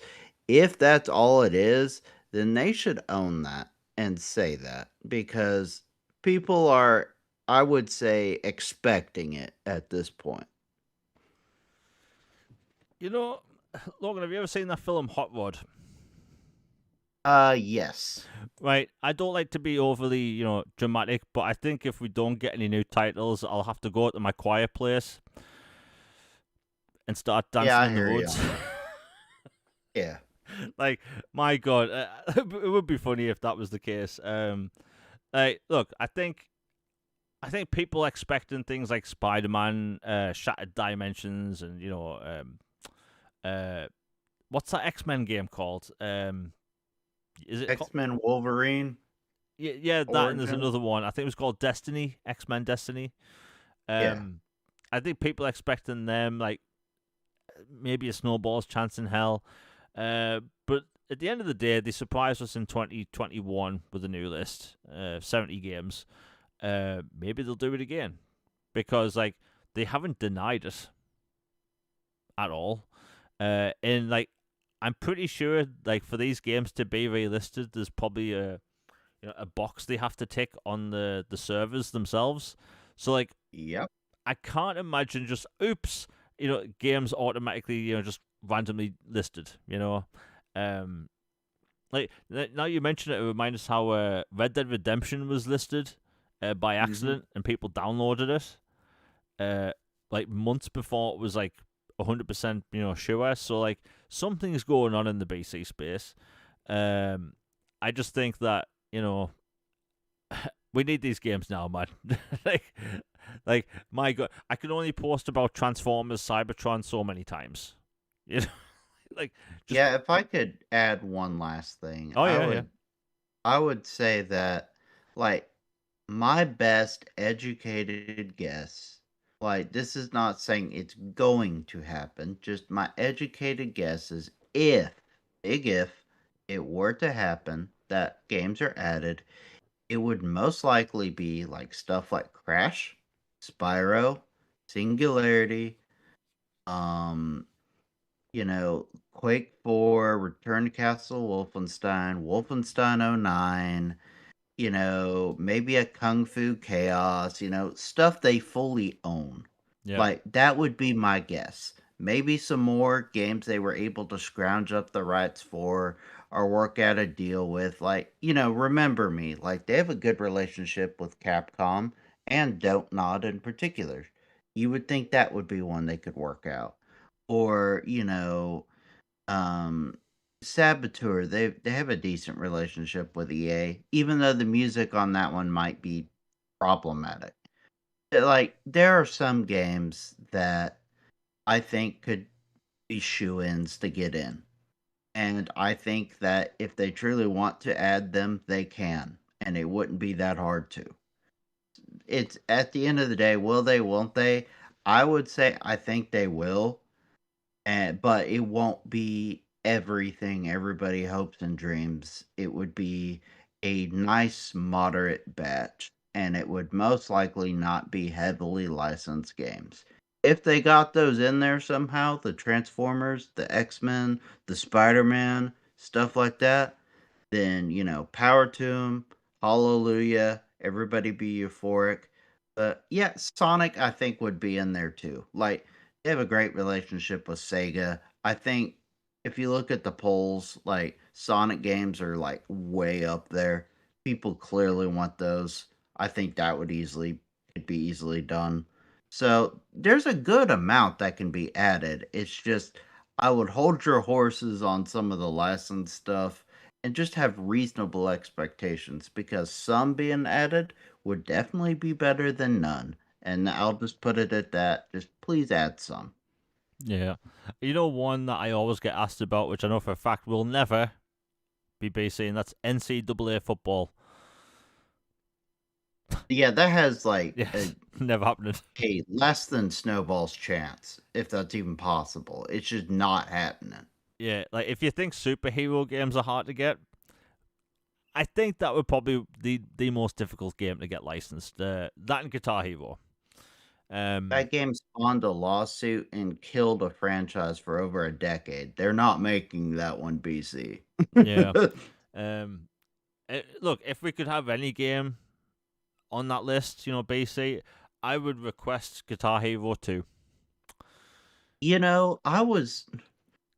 I wonder about that because like, I almost thought about posting a question about that somewhere. Like, the idea of these periphery games that they weren't able to do before. Now that it's been another half decade, I wonder if they have the ability to make some of these, like, periphery games or, like, old Connect games like Skylander games. They own Skylanders now, and those dominate the charts as well. Like, surely there's a way you can make an adapter or something to where families can use their little, Skylander figurines and play their Skylander games, or people can plug in their guitar and play Freebird or Devil Went Down to Georgia or Top Gun or Mjolnir Mix on, Guitar Hero 2 and 3. Like, that to me would be epic if they could do that. Yeah, I mean, we'll see what happens, but the peripheral ones, I think those would just be a nightmare to solve because then Oh, 100%. they have to sell like another adapter, which is going to take up space on shelves and stuff. And yeah, and look, I think that a lot of those things were USB anyway, so like I don't know if they'd need an adapter, but like the Kinect, for instance, that would need an adapter. Um, but I mean, we'll see what happens. Obviously, we're getting our hopes up, but we'll see what happens. But we should be finding something out this year about that stuff. But hey, when the 25th anniversary is come and gone, I'd be shocked if Well, there's no. not. Yeah, I'd be shocked if there's nothing dropped by then at all. Um, let's see what we got next. My God, we still have a bunch of topics to go. You know what? Let's talk about the exclusive thing because this, it's going to be a big topic. So, ever since Asher Sharma took over of Xbox, that not much has happened, but I am liking the things that's been mentioned. So, bringing back Xbox Fan Fest, right? Like when they didn't have one last year, there was a big, uproar. People were really sad. Then thankfully Ben Kenobi basically sorted one out himself and did one for the community. But Yeah, good on him for doing that. yeah, and like I can't imagine what that's like to like try and sort something like that in LA. Like I can imagine it being a nightmare. But he got it sorted, and it's like, well, if he can do this, can't Microsoft? And thankfully, they must have listened to the feedback. So this year they're going to have their biggest fan fest ever, which is in 7 different cities, which is really great. By the way, Microsoft, can we please have some events in the northeast of England? Like, not at the opposite end of the country. But hey, look, I'm not going to complain. I 7. feel that too. We don't have anything in the central part of the United States. It's either Los Angeles or Seattle. And I'm like in the center or just south of it of the United States. So I can get there, but I mean, it's a pretty penny to do that. Yeah. I mean, if you're in the UK, basically the only gaming events are in London. But yeah, it makes sense. But still, like, maybe I'm just being a bit selfish. I want some in the northeast. But hey, 7 cities, biggest one yet. Summer showcase is happening. Asher Sharma's keep mentioning about the return of Xbox and like what does that mean? And I've seen a lot of back and forth online. Like, what does that mean? Does that mean prices are going to go down? Does that mean Xbox? Like, apparently, Xbox Game Pass, they want to make that more valuable or bring the price down. Like, look, I will never be on the side of, hey, let's charge more for anything, right? Games, services, hardware. I think it's dumb that these companies are raising the price. I don't care if people say it's about RAM. I don't care if it's about tariffs or, basically anything, right? I don't care. It's not my problem. We should not be paying more for things that should have dropped in price, right? It's one of the things like Netflix, right? Netflix goes up in price all the time, right? They have more subscribers than ever before. So, like, technically, you could bring down the price. I know how businesses work, but, like, it just seems very back to front, And then you have hardware in 2026 where they're going up in price. It's absurd, Like, the PlayStation 5 Pro is going to cost, like, $900. That's crazy. That means it'll have gone up $200 since launch. That's crazy. The Switch 2, I mean, that might get a price hike, I'm guessing. All these graphics cards costing, an arm and a leg. And then you have the RAM situation. Like, if you want RAM for your PC right now, good luck. Because the prices are meant to be dropping down, surely, at some point. Not right now. I've checked. In fact, the RAM I was looking at, I'm not even kidding, was £1 cheaper this past week. £1 cheaper. So, like, the physical situation's an issue, but, like, the exclusive thing. Everyone's been talking about the exclusive thing, and I think it's the right question to ask, right? And by the way, when I've mentioned this before, people keep saying that I've been okay with the multi-platform thing. I've never really talked about it because it's such a toxic thing that it turns into. But like my stance is that these companies have to have something exclusive to entice people to their, physical box. By the way, I don't think they should stop doing PC releases. I think PC is a separate thing. PC gamers prefer to game on PC. Console gamers prefer console. I don't think, one interrupts with the other. But like, I think that, and this is a big thing I made earlier today on Boom Show and last week. I think I mentioned it on last week's show as well. Like, ever since Microsoft started doing the multi-platform stuff, the conversation is no longer about the games. Nobody talks about the games anymore. I post about upcoming games on Xbox or coming to Xbox. Look at the replies, right? Every single time I talk about a first-party Xbox game, you look at the first reply, it's, can't wait to buy this on PlayStation. PlayStation. It's never, hey, I can't wait to play as this character or see what this feature's going to be like. I want to see how the story unfolds with this character. It's never that now. Nobody talks about the game themselves. They talk about the platform, right? And that's been my biggest gripe for a long time. The conversation is not about games anymore, right? When The Outer Worlds 2 was about to come out, people weren't talking about the quest lines, the different kinds of planets, the different kind of weapons. No, it's also going to be on PlayStation and PlayStation 5 Pro. Nobody was talking about the game. Same with Gears of War Reloaded. Same thing, right? And it's something I've been noticing for this past 2 years. Indiana Jones, right? Perfect example. Indiana Jones announced in 2022, I think, something like that. And then when it finally had its gameplay reveal in January 2024, they said, hey, Xbox exclusive. So people were talking about the game. They were talking about the gameplay we saw. They were talking about the set pieces, the graphics, the story, the soundtrack. Then you fast forward to August during Gamescom when Jeff Keighley's up on stage, biggest smile in the world because their one more thing was announcing that for PlayStation. People stopped talking about the game. They start talking about platforms. And it's boring. Nobody's talking about game features anymore. Nobody's talking about any of this stuff. It's just exclusive this, non-exclusive that. Hey, this game's going to get PlayStation 5 Pro optimized. Like, nobody's talking about the games themselves anymore. It's like, in the gaming space, where we cover gaming, talk about gaming, shouldn't we actually talk about the games themselves?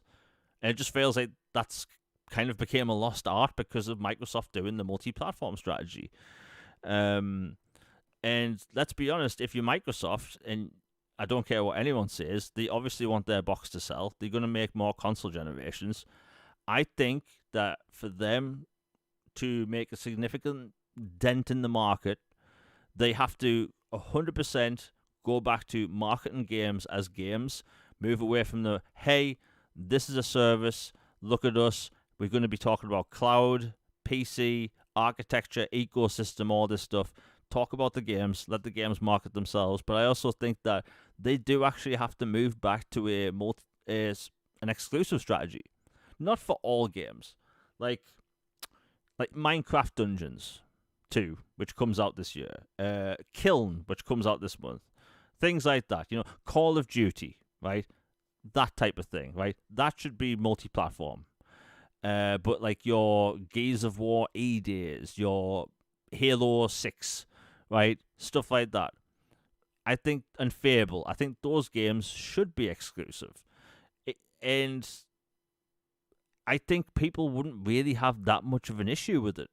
Like, other than the fanboys, but like in the world where everyone's saying, I just want Xbox to do better, shouldn't those exact same people want these games to be exclusive to Xbox so their console sells more? Otherwise, they'd be hypocrites. Now, I've been rambling for 5 minutes, Logan. What's your take on the whole thing? Because it has been an ongoing topic since Asher Sharma took over.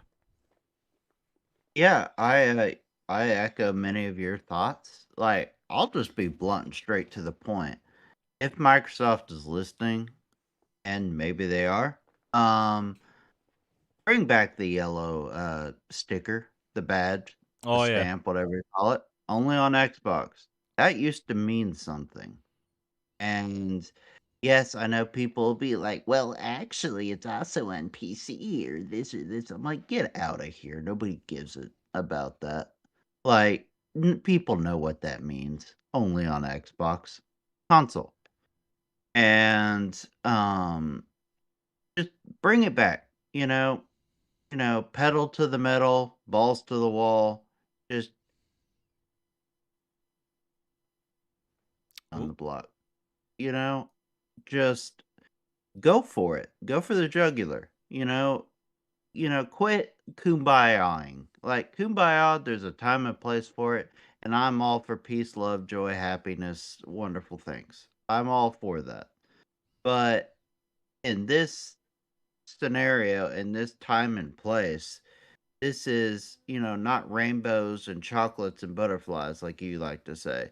They go to win, go to help your player base, your fan base, your customers, and you gotta give them a reason. Like, if you're a soulless husk of a company and brand that is just letting everybody take advantage of your company and your games and just take them for their own consoles, it's like, why would I buy a Xbox device or this device when I can play on this and have their games that are exclusive and the other company's games and all this other stuff?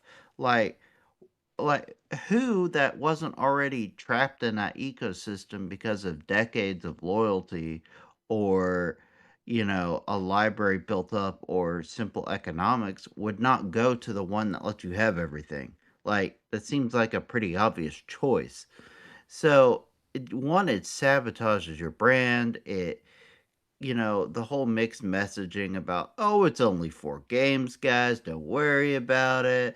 Okay, no, it's not just 4. Indiana Jones and Starfield are definitely not among them. Okay, maybe we overspoke a little on that, and that you just like you created the cluster cluck you were in now because of all these shenanigans just and people were frustrated, especially because they campaigned for you. They wanted this brand to do well, this ecosystem to do well for years. And they finally built it up, got studios, games, publishers, all this. They finally have everything they need to be a fully armed and operational battle station, a dreadnought, a Roman empire of gaming.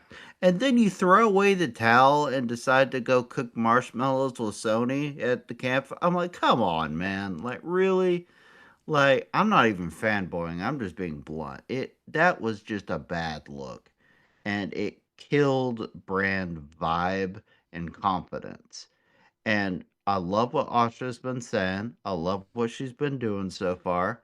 She's, hit a lot of the right notes for the fan base, and I'm a hardcore fan, so I'm very happy with what I'm hearing and seeing so far. But there's got to be more as well. Like, deliver some stuff, and I think a big message that would really, really fire up the fan bases. One, selfishly, obviously, the backwards compatibility stuff, that would be a huge goodwill gesture and would mean a lot to me personally and other people I know. But also, a return to exclusivity show that, you know what? Xbox is done with this tomfoolery, chasing the money in spite of our own face nonsense, short term games instead of long term goals and stability. And we're going back to what makes sense. Like, we acquired all this and built all this to be the best, and we're actually going to go for it and give it the honest college try instead of going, oh, well, we finally did it, and now, well, shucks. I guess that's that. So that's my long-winded, to the point, blunt, unfiltered answer. yeah. I think it's a weird situation. Do you know what's funny? Right, I like to see what people are saying online. So this past Oh week, yeah, don't even get me started on quote influencers that speak out of both sides of their mouth on this topic. That makes me more mad than anything. Oh, you mean how? Oh, we all get to play these games, and we all live together. Come by, let's hold hands and dance through some rainbows with our houses made of chocolate. We don't. Yes, those people Yeah, in particular, those are the biggest. I don't know if enemy is the right word, but those are the people they should be the least trusting of. yeah. I mean, look, would it be cool if you could turn on your Switch 2 and play Uncharted and play, Super Smash Brothers on a PlayStation? God of War on an Xbox. That would be It'd be cool. sick. Yeah, Yeah. but we don't live in that happy-go-lucky world where everything's made of chocolate, right? Um, so like realistically, if you look at Microsoft as a business or Xbox as a business, like they have to do something to move the needle. Like, don't get me wrong. At the minute, I'm perfectly happy with Xbox's game output, right? I'm enjoying it. I'm getting a lot of cool sci-fi stuff, a lot of single player stuff. So like for me personally, I'm getting cool games. Nice. Um, but like if you like, I did business at college. I kind of look at Microsoft and wonder like, what do they have to do to move the needle?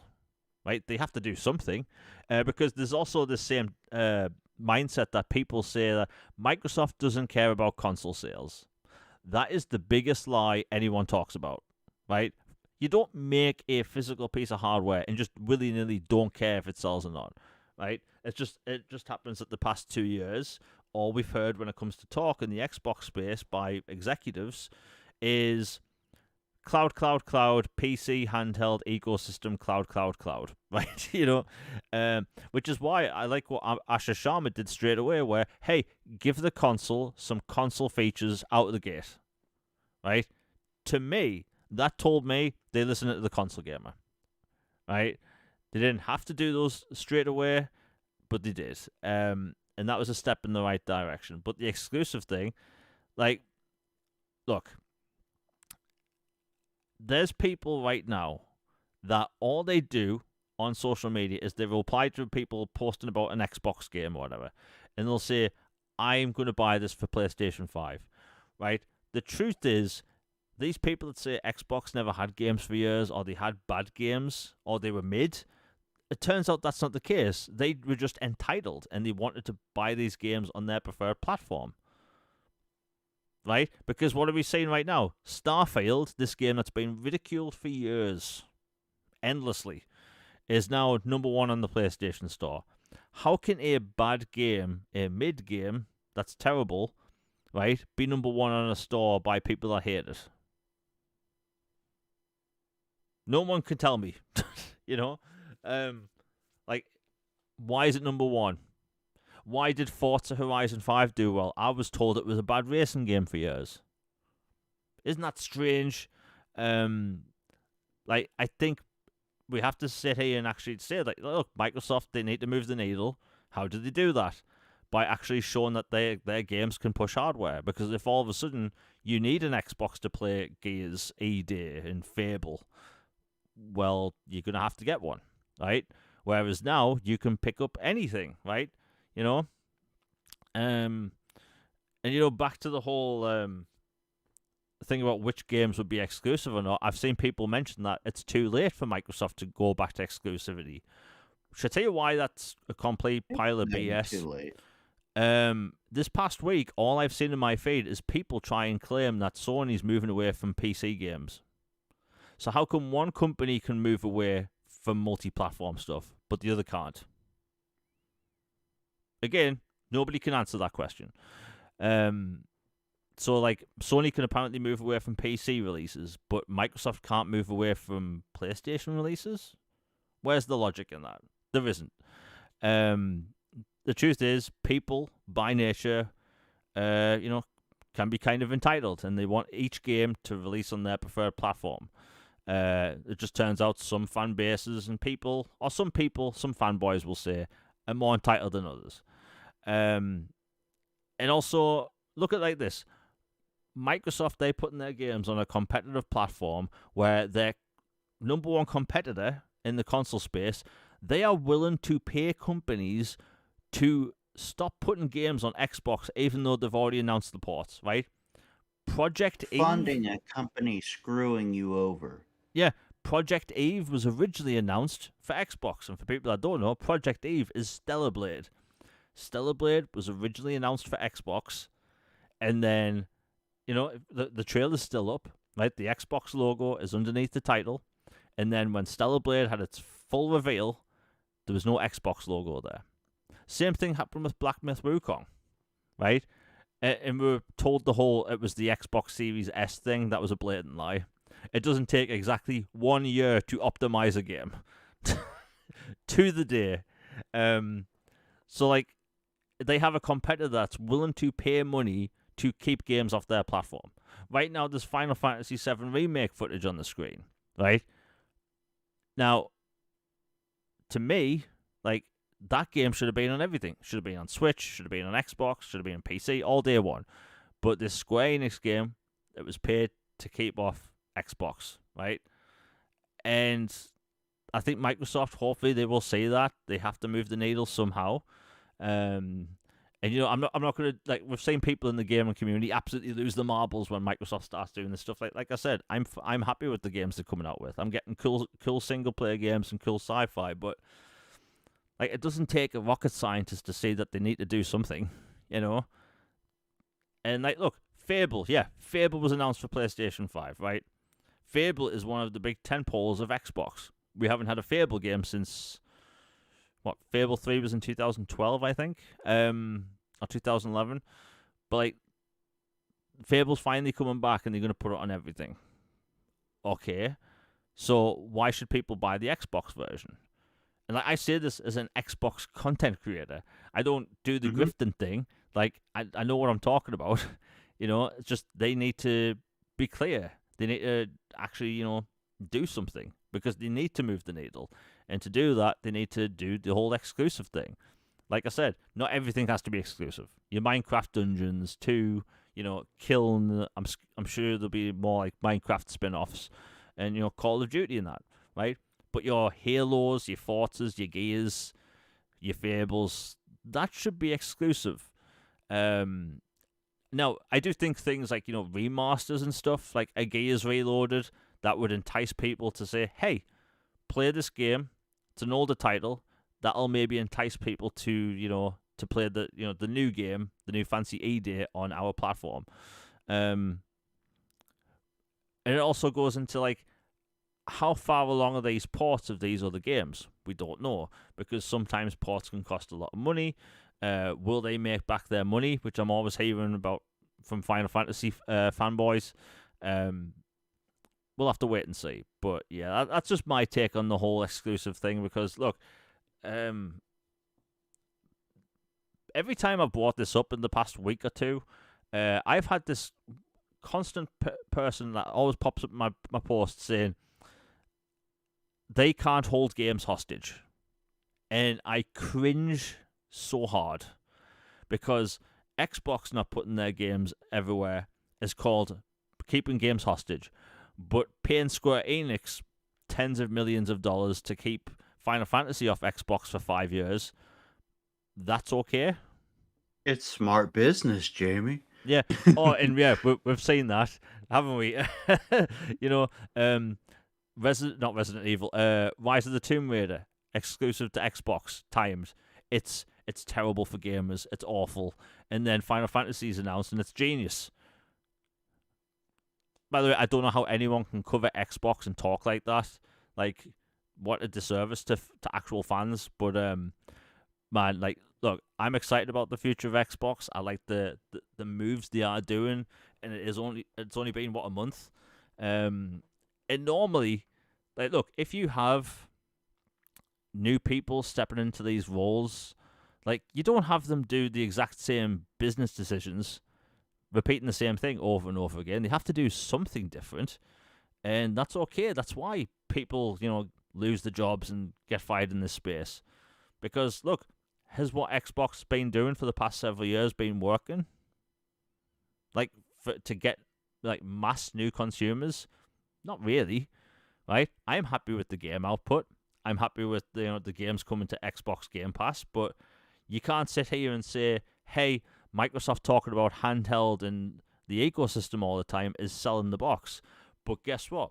when Asher Sharma came into being the head of Microsoft Gaming, I noticed. I don't know if you noticed this as well, Logan, but a lot of the staff that work in Xbox and a lot of the divisions of Xbox, they seem to be really reinvigorated online.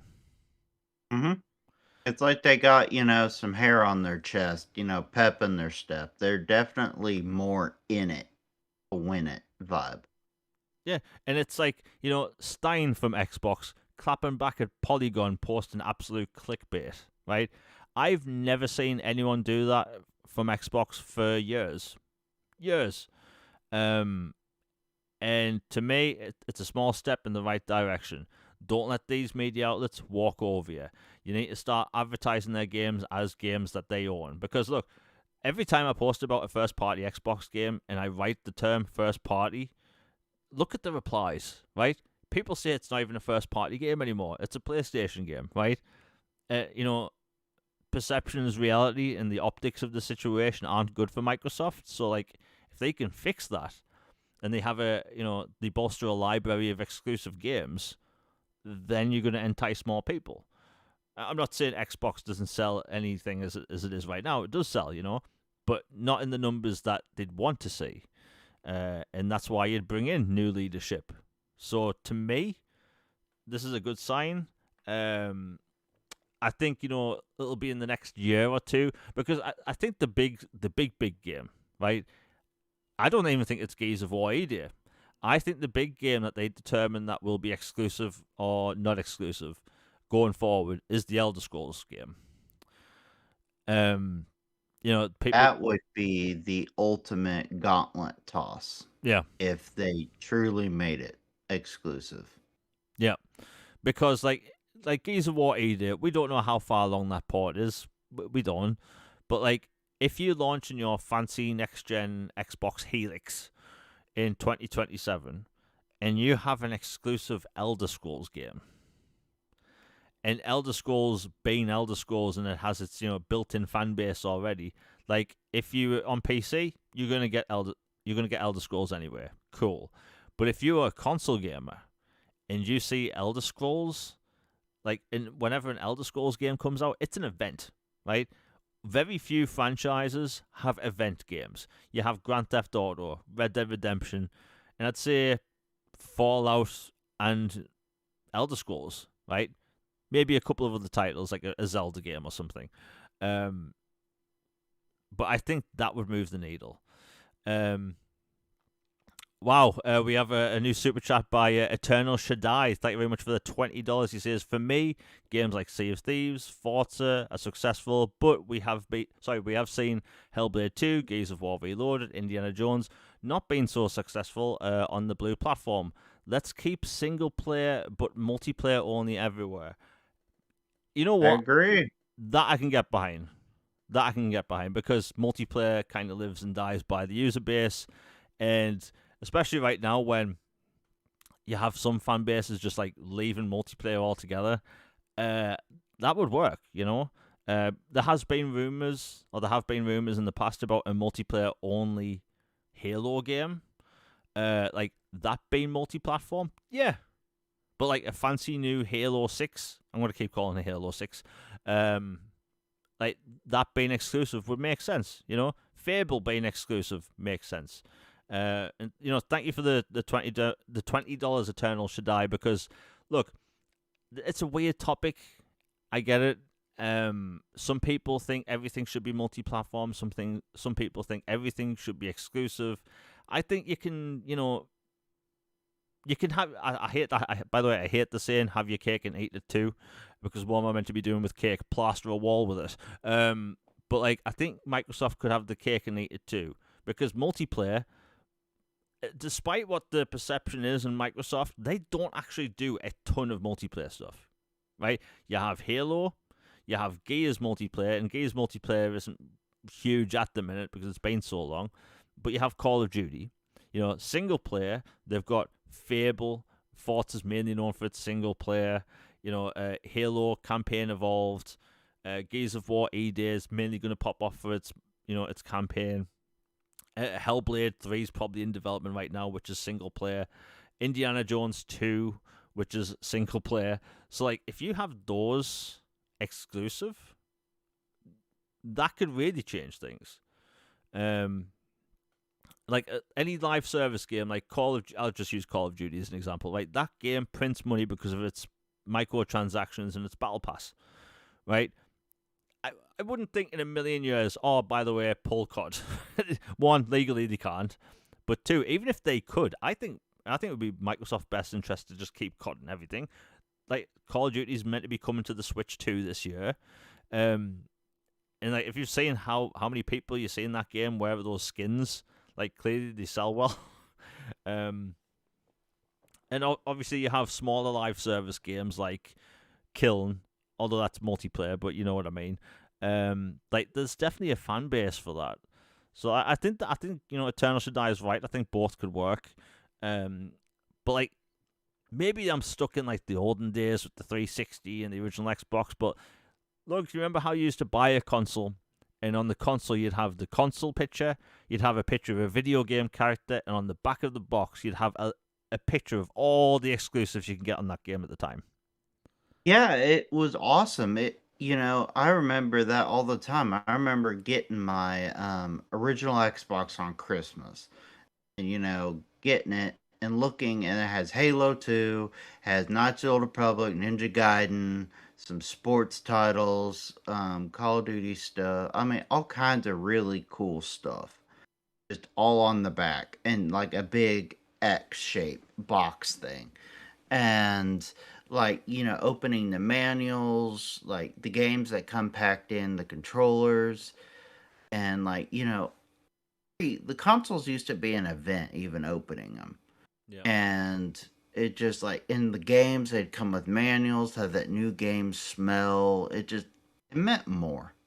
Um, but I agree. Like, this will ruffle feathers, but whatever. Like, if I was them, I would just yank the ports for Fable, Halo, Gears, whatever that's been recently announced, and I would yeet them into the Mariana Trench. I would just pay whatever fine you gotta pay, if you have to pay a fine to buy out a thing or cancel it, and just do it for the PR win it would be. And I would not care about backlash, because the backlash would be coming from, frankly, people who don't give a flying flip about you or truly care about your goodness and well being. Man, nail on the head there. Like they can't, like you're gonna have the media outlets, right, that go out of the gate and say like, by the way, this has been a big problem I've had with Xbox for years, and I've talked to you about this. I think people from Microsoft typically, up until now, typically have way too many interviews. They talk too much, right? And I'm hoping, like, if they do the whole, hey, we're going to do some exclusives type thing, don't do any interviews. Like, all these media outlets, they feed on a daily basis of just constant clickbait, right? Like, today I've seen about 40 articles about, is Starfield fixed? It wasn't broken.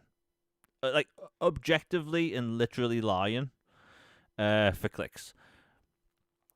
Like, these people, they shouldn't be getting interviews with Phil Spencer with a one-on-one thing. They shouldn't be getting they're getting money because of this stuff, right? These companies that have torn you down, it's silly, right? It's just silly. And obviously, the whole, like, they have to appease, the Xbox fan base, like you mentioned, the backwards compatibility thing. Some people will say, oh, it's old games thing. Like, if you have a box that has access to 4, like, going to the next generation, you have access to 4 generations of backwards compatibility, and you have almost, you could say maybe 1,000 360 games at that point. Thousands of Xbox One games, thousands of Xbox Series games, right? And then you have things like the Elder Scrolls 6 exclusive. You are going to sell well, right? And I think, and you're also going to have Xbox do better in markets where they currently don't do that well, like a lot of Europe, right? Xbox currently, right now, is big in the UK, the US, Australia, Canada, Brazil, and Mexico, right? they need to they need to be available in more countries to expand the player base. But like again, I think Microsoft. Hopefully, they have people like listening about this stuff. I have seen someone mention this, so I'll mention it. So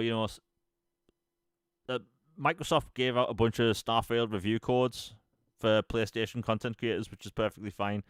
But I noticed they were giving PlayStation content creators that have lower view numbers, like codes, which is typically you don't see a lot in the Xbox space. like I didn't get offered a Starfield code when that game came out, right? I bought it, but like I'm seeing I'm seeing PlayStation content creators getting codes for everything, right? Why are they doing that? It doesn't make any sense. And like you said, the games aren't really moving the needle there, so what's the point? The optic situation with Xbox and PlayStation is bloody weird, man. Like, go to any single content creator in the PlayStation space. You know, I'll take that back. A lot of them. All of their content's just talking about PlayStation and Xbox together, right? Let's talk about these Xbox games, right? It's not helping anyone, you know? But yeah, I think that Microsoft. Like, by the way, I know we've been talking about this for about 10 minutes. Lone, do you think they will go back to exclusives? Um, I will hedge it and I say yes and no. I think they will find a great compromise kind of thing, centrist kind of view, and make certain franchises redline, like we've talked about, and then other things will go everywhere. I think if they simply did that, had a list or a categorization of what to expect as exclusive and what to expect everywhere, that would be good enough. And I think that way they could make even more money and also feel like they're not betraying their brand and their hardcore base. Like, if you keep Halo, Fable, Gears, if they build a new franchise and it becomes iconic, keep that, exclusive. Or, Fallout's already been everywhere for decades. Keep that multi platform. Diablo multi platform. Doom, Yeah. stuff like that. Like, okay, cool. Status quo, fine. But, like, at least there is a way, and I think they will find the best path forward is to do the middle ground approach where you have your redline games that are like quote canon, the Xbox, and then you've got your other ones that go everywhere. And I think most hardcore people, at least myself, would be okay with that and would agree with that. Yeah. And we were talking a couple of minutes ago about the Kumbaya people. Um, the people that say like Microsoft shouldn't do any of this stuff at all, right? Next time Mhm. someone says that and you see it, I want you to ask them, everyone listening right now, ask them how does Xbox grow if they do that? You won't get an answer. or the classic, they don't care about console sales, which is a blatant lie. You don't Isn't manufacture. it great that everyone gets to experience these games now, Jamie? Isn't it just wonderful? And we can all just sit together in warmth and happiness and fuzzies. Yeah, it's bloody great, and Microsoft will sell a couple of more consoles, I guess. But At the cost of their identity. yeah, and the thing is, we could talk about this stuff without absolute raging because, as we've seen in the past, some people have gone overboard. Crashed out. Like, Yeah. just no. But I do like the idea of Asher Sharma making different choices because again, you don't bring someone in new to do the same thing. That is the definition of insanity. Um, we have two more quick topics before we end the show. State of Decay 3 had a big revealing. There's going to be an alpha soon. You can sign up for it via Discord. I personally, I don't like signing up things through Discord. They should just do emails. But the cool thing about this new game is that you can play it in solo. It's gonna they did say like sort of solo centric player stuff, so like it looks like it's gonna be more solo friendly.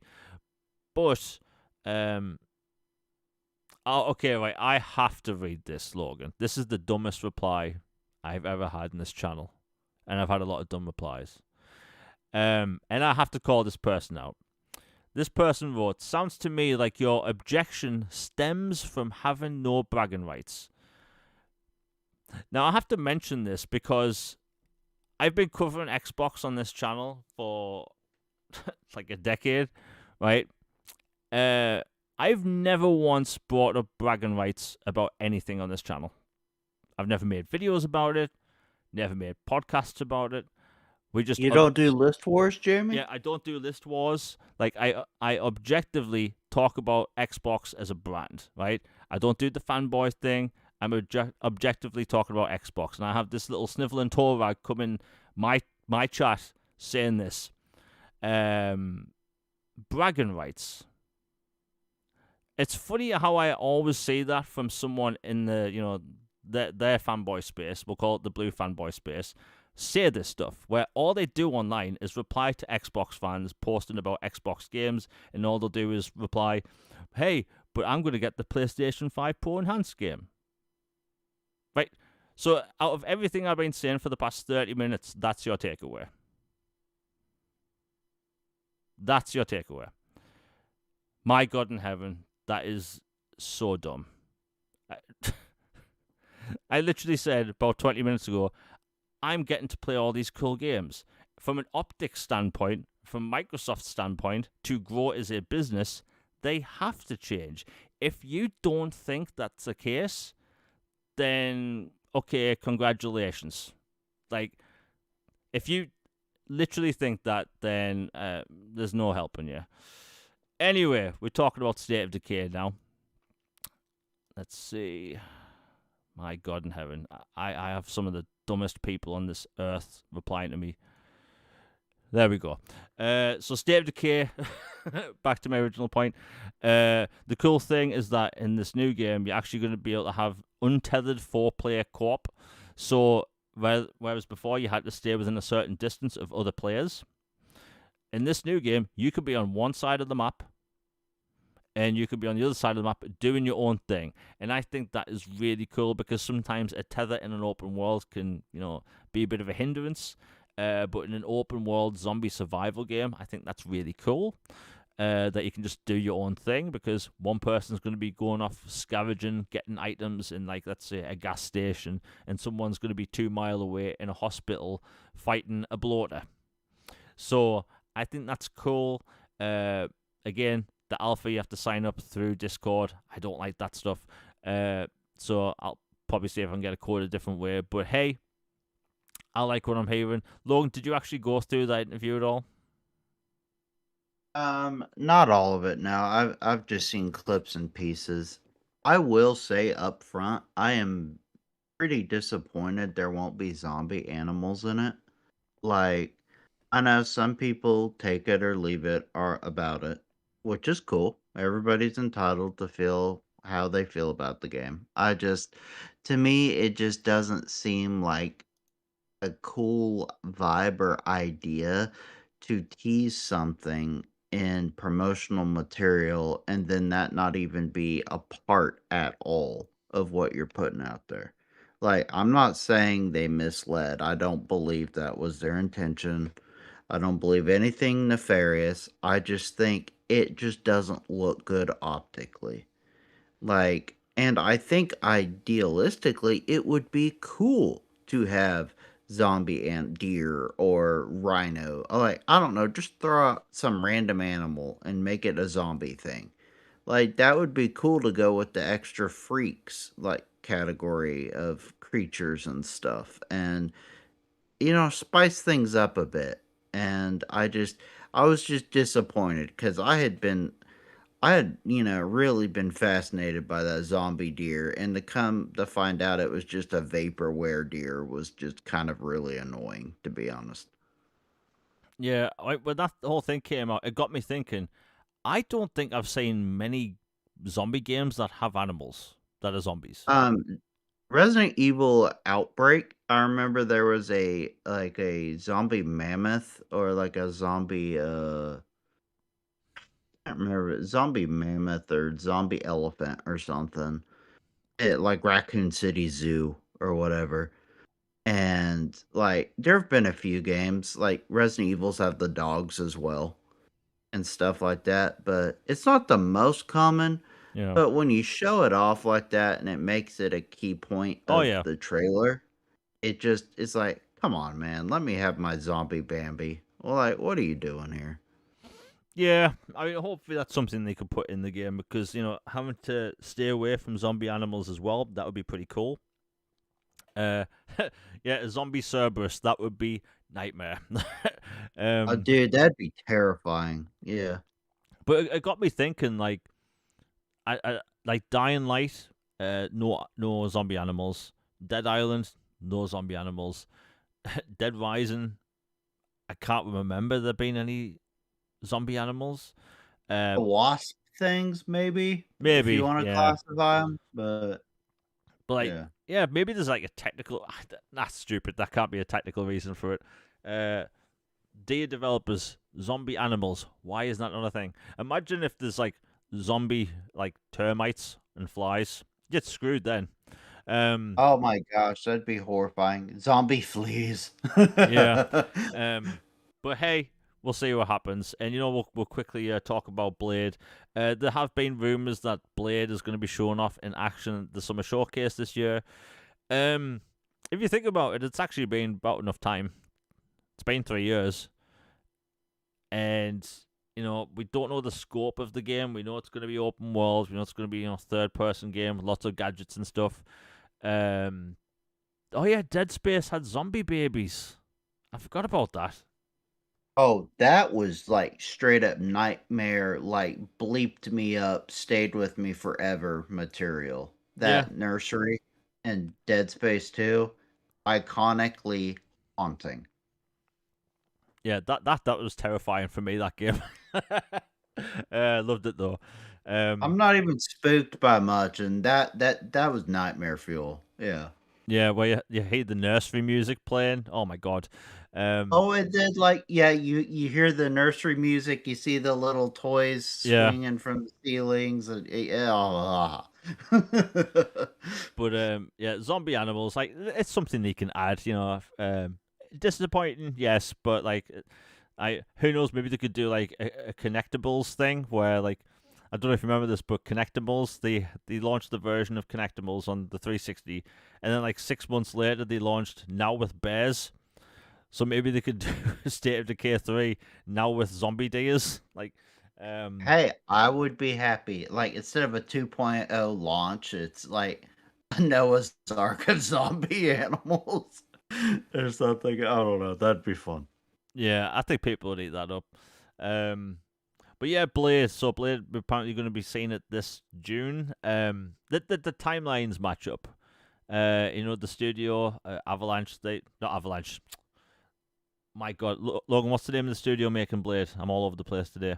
Uh, Arcane Arcane. Leon, because Arcane Yes. Austin no longer exists. Yeah. Yeah, so they've been making that for a long time, heads down, and look, I think it's perfectly fine that we saw that game when when we did, because people really want Microsoft to make some sort of Marvel game. I think Blade is a cool choice. We haven't really had a Blade game since the OG Xbox, I think. Yeah, I think Blade 2 Yeah. was on the OG. So like I'm looking forward to this game. I do think we will see it. Enough time has passed. And I think, Blade as a character is kind of perfect for a video game because you have different kinds of vampires they can do. You have many different gadgets. Like if you watch the trailer, you see a bunch of different things on his belt and like inside the court. So like you can do all sorts with Blade. And you're also gonna have, with Blade you have super strength, kind of super speed. I don't even like using the term super speed with Blade because I just picture like fast Jedi movement. But like you can do all sorts with Blade as a character. And the impression I was getting from the open world that's going to be set, it looked like it was going to be set in France. Mm-hmm. which would be a very different take for an open world game because we typically don't have open world games set in Europe, typically. Um, so yeah, I think that'll happen. I think that we should be seeing stuff like that this October. I think this October, not October, this June is going to be very telling for Microsoft because they have a ton of studios making games that haven't been announced yet. There's another game in development at Obsidian. I did read somewhere that In Exile are working on 2 games, one of which being Clock. Double Fine has another game. Yeah, Ninja Double Theory Fine. has another game. So like we could be seeing all sorts. I will say this though, I think companies in general just need to stop showing games years out. You know, you have Star Wars Eclipse that was announced 8 years early. 8 years, and it might still be late, by the way. You have what Elder Scrolls 6 that was announced in 2016. You have the Wolverine game that was announced early. Fable announced early. The list goes on and on. And then you have the fake out trailers where you have Anthem, that was a fake trailer, and the developers had to make the game look like that. I will never forgive them, by the way, for leaving the Christmas lights on. But yeah, I'm excited. Logan, have you got anything else to say on Blade before we close out the show? No, but that would also be another if Asha really wanted to put the gauntlet down title. Just throwing it out there because there happens to be a Wolverine and a Spider-Man series that to this moment is exclusive. If he wanted to do like Sony, Blade would certainly be a good choice. Just saying. Yeah, do you know what's crazy? Actually, now that you mentioned that, and I know what Eternal Shaddai mentioned in chat before with the single player stuff, when that Blade game was announced, right, at the bottom of the screen, when that was announced, there were no platforms. It was just Blade, made by Indeed. Arcane, Lion, and Marvel, right? So technically, they could announce it as an exclusive game, and no one could really bat an eye, because no logos. But the funny thing is about that game is that when it was announced, every single time I posted about the game, people were asking me like, is it on PlayStation? Like, obviously, I couldn't say yes or no, but like that is a big problem with the whole game thing I was talking about. People are not talking about the games, right? Rather than talking about, hey, did you notice the gadgets inside Blade's court? It was no platforms, right? We're taken away from the games with platform talk, and that annoys the living hell out of me. Like, Logan, can you remember back in the 7th generation when game news was like, hey, Borderlands 2 is getting this expansion and this feature, blah, blah, blah, blah, blah. But ever since last generation, every single topic in the news when it comes to gaming, it's all clickbait, rage bait, and just like trying to get a stir out of people. Right? It's always drama filled. It's never actually like, hey, this cool game has this new feature. Yeah, it's been a cluster cluck. I mean, I can't tell you how many times I've read Xbox has died and Xbox has been back again over the past 10 years. Or, like a port from this company is good, a port from this company is bad. Or like, oh, this company can, allow you to burn discs and listen to music or something on your device, which is cool, versus this other one's like, oh, it's now a pirating device. Or, all kinds of FUD and ridiculous crap.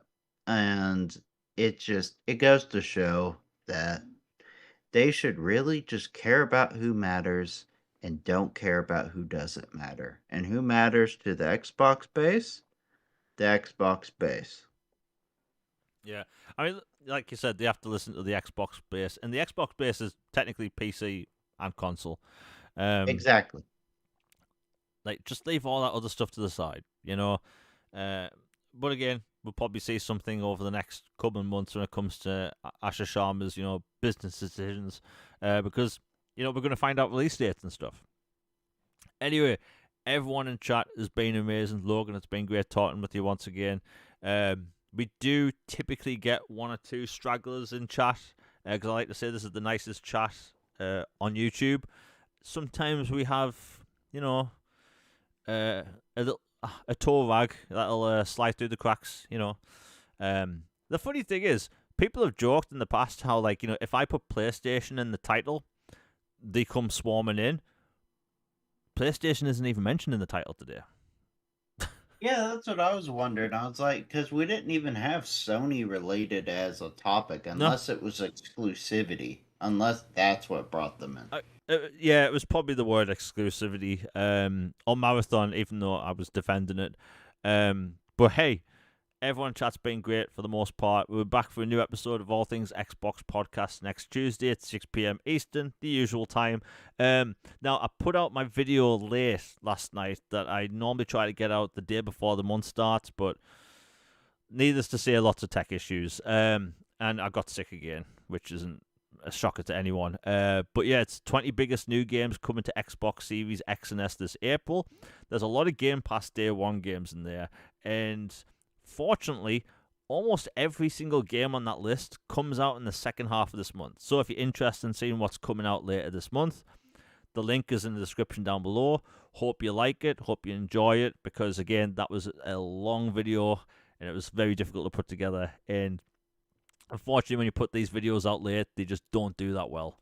So anyway, the support's greatly appreciated. Like I said, new podcast coming All Things Xbox podcast, 6 p.m. Eastern next Tuesday. Hope you enjoyed the video, which is in the description down below. Also, our @ for our Twitter is in the description down below. Me and Logan are on Twitter, maybe too much, but it is what it is. Anyway, we hope everyone has a great day. We're out, everybody. Peace.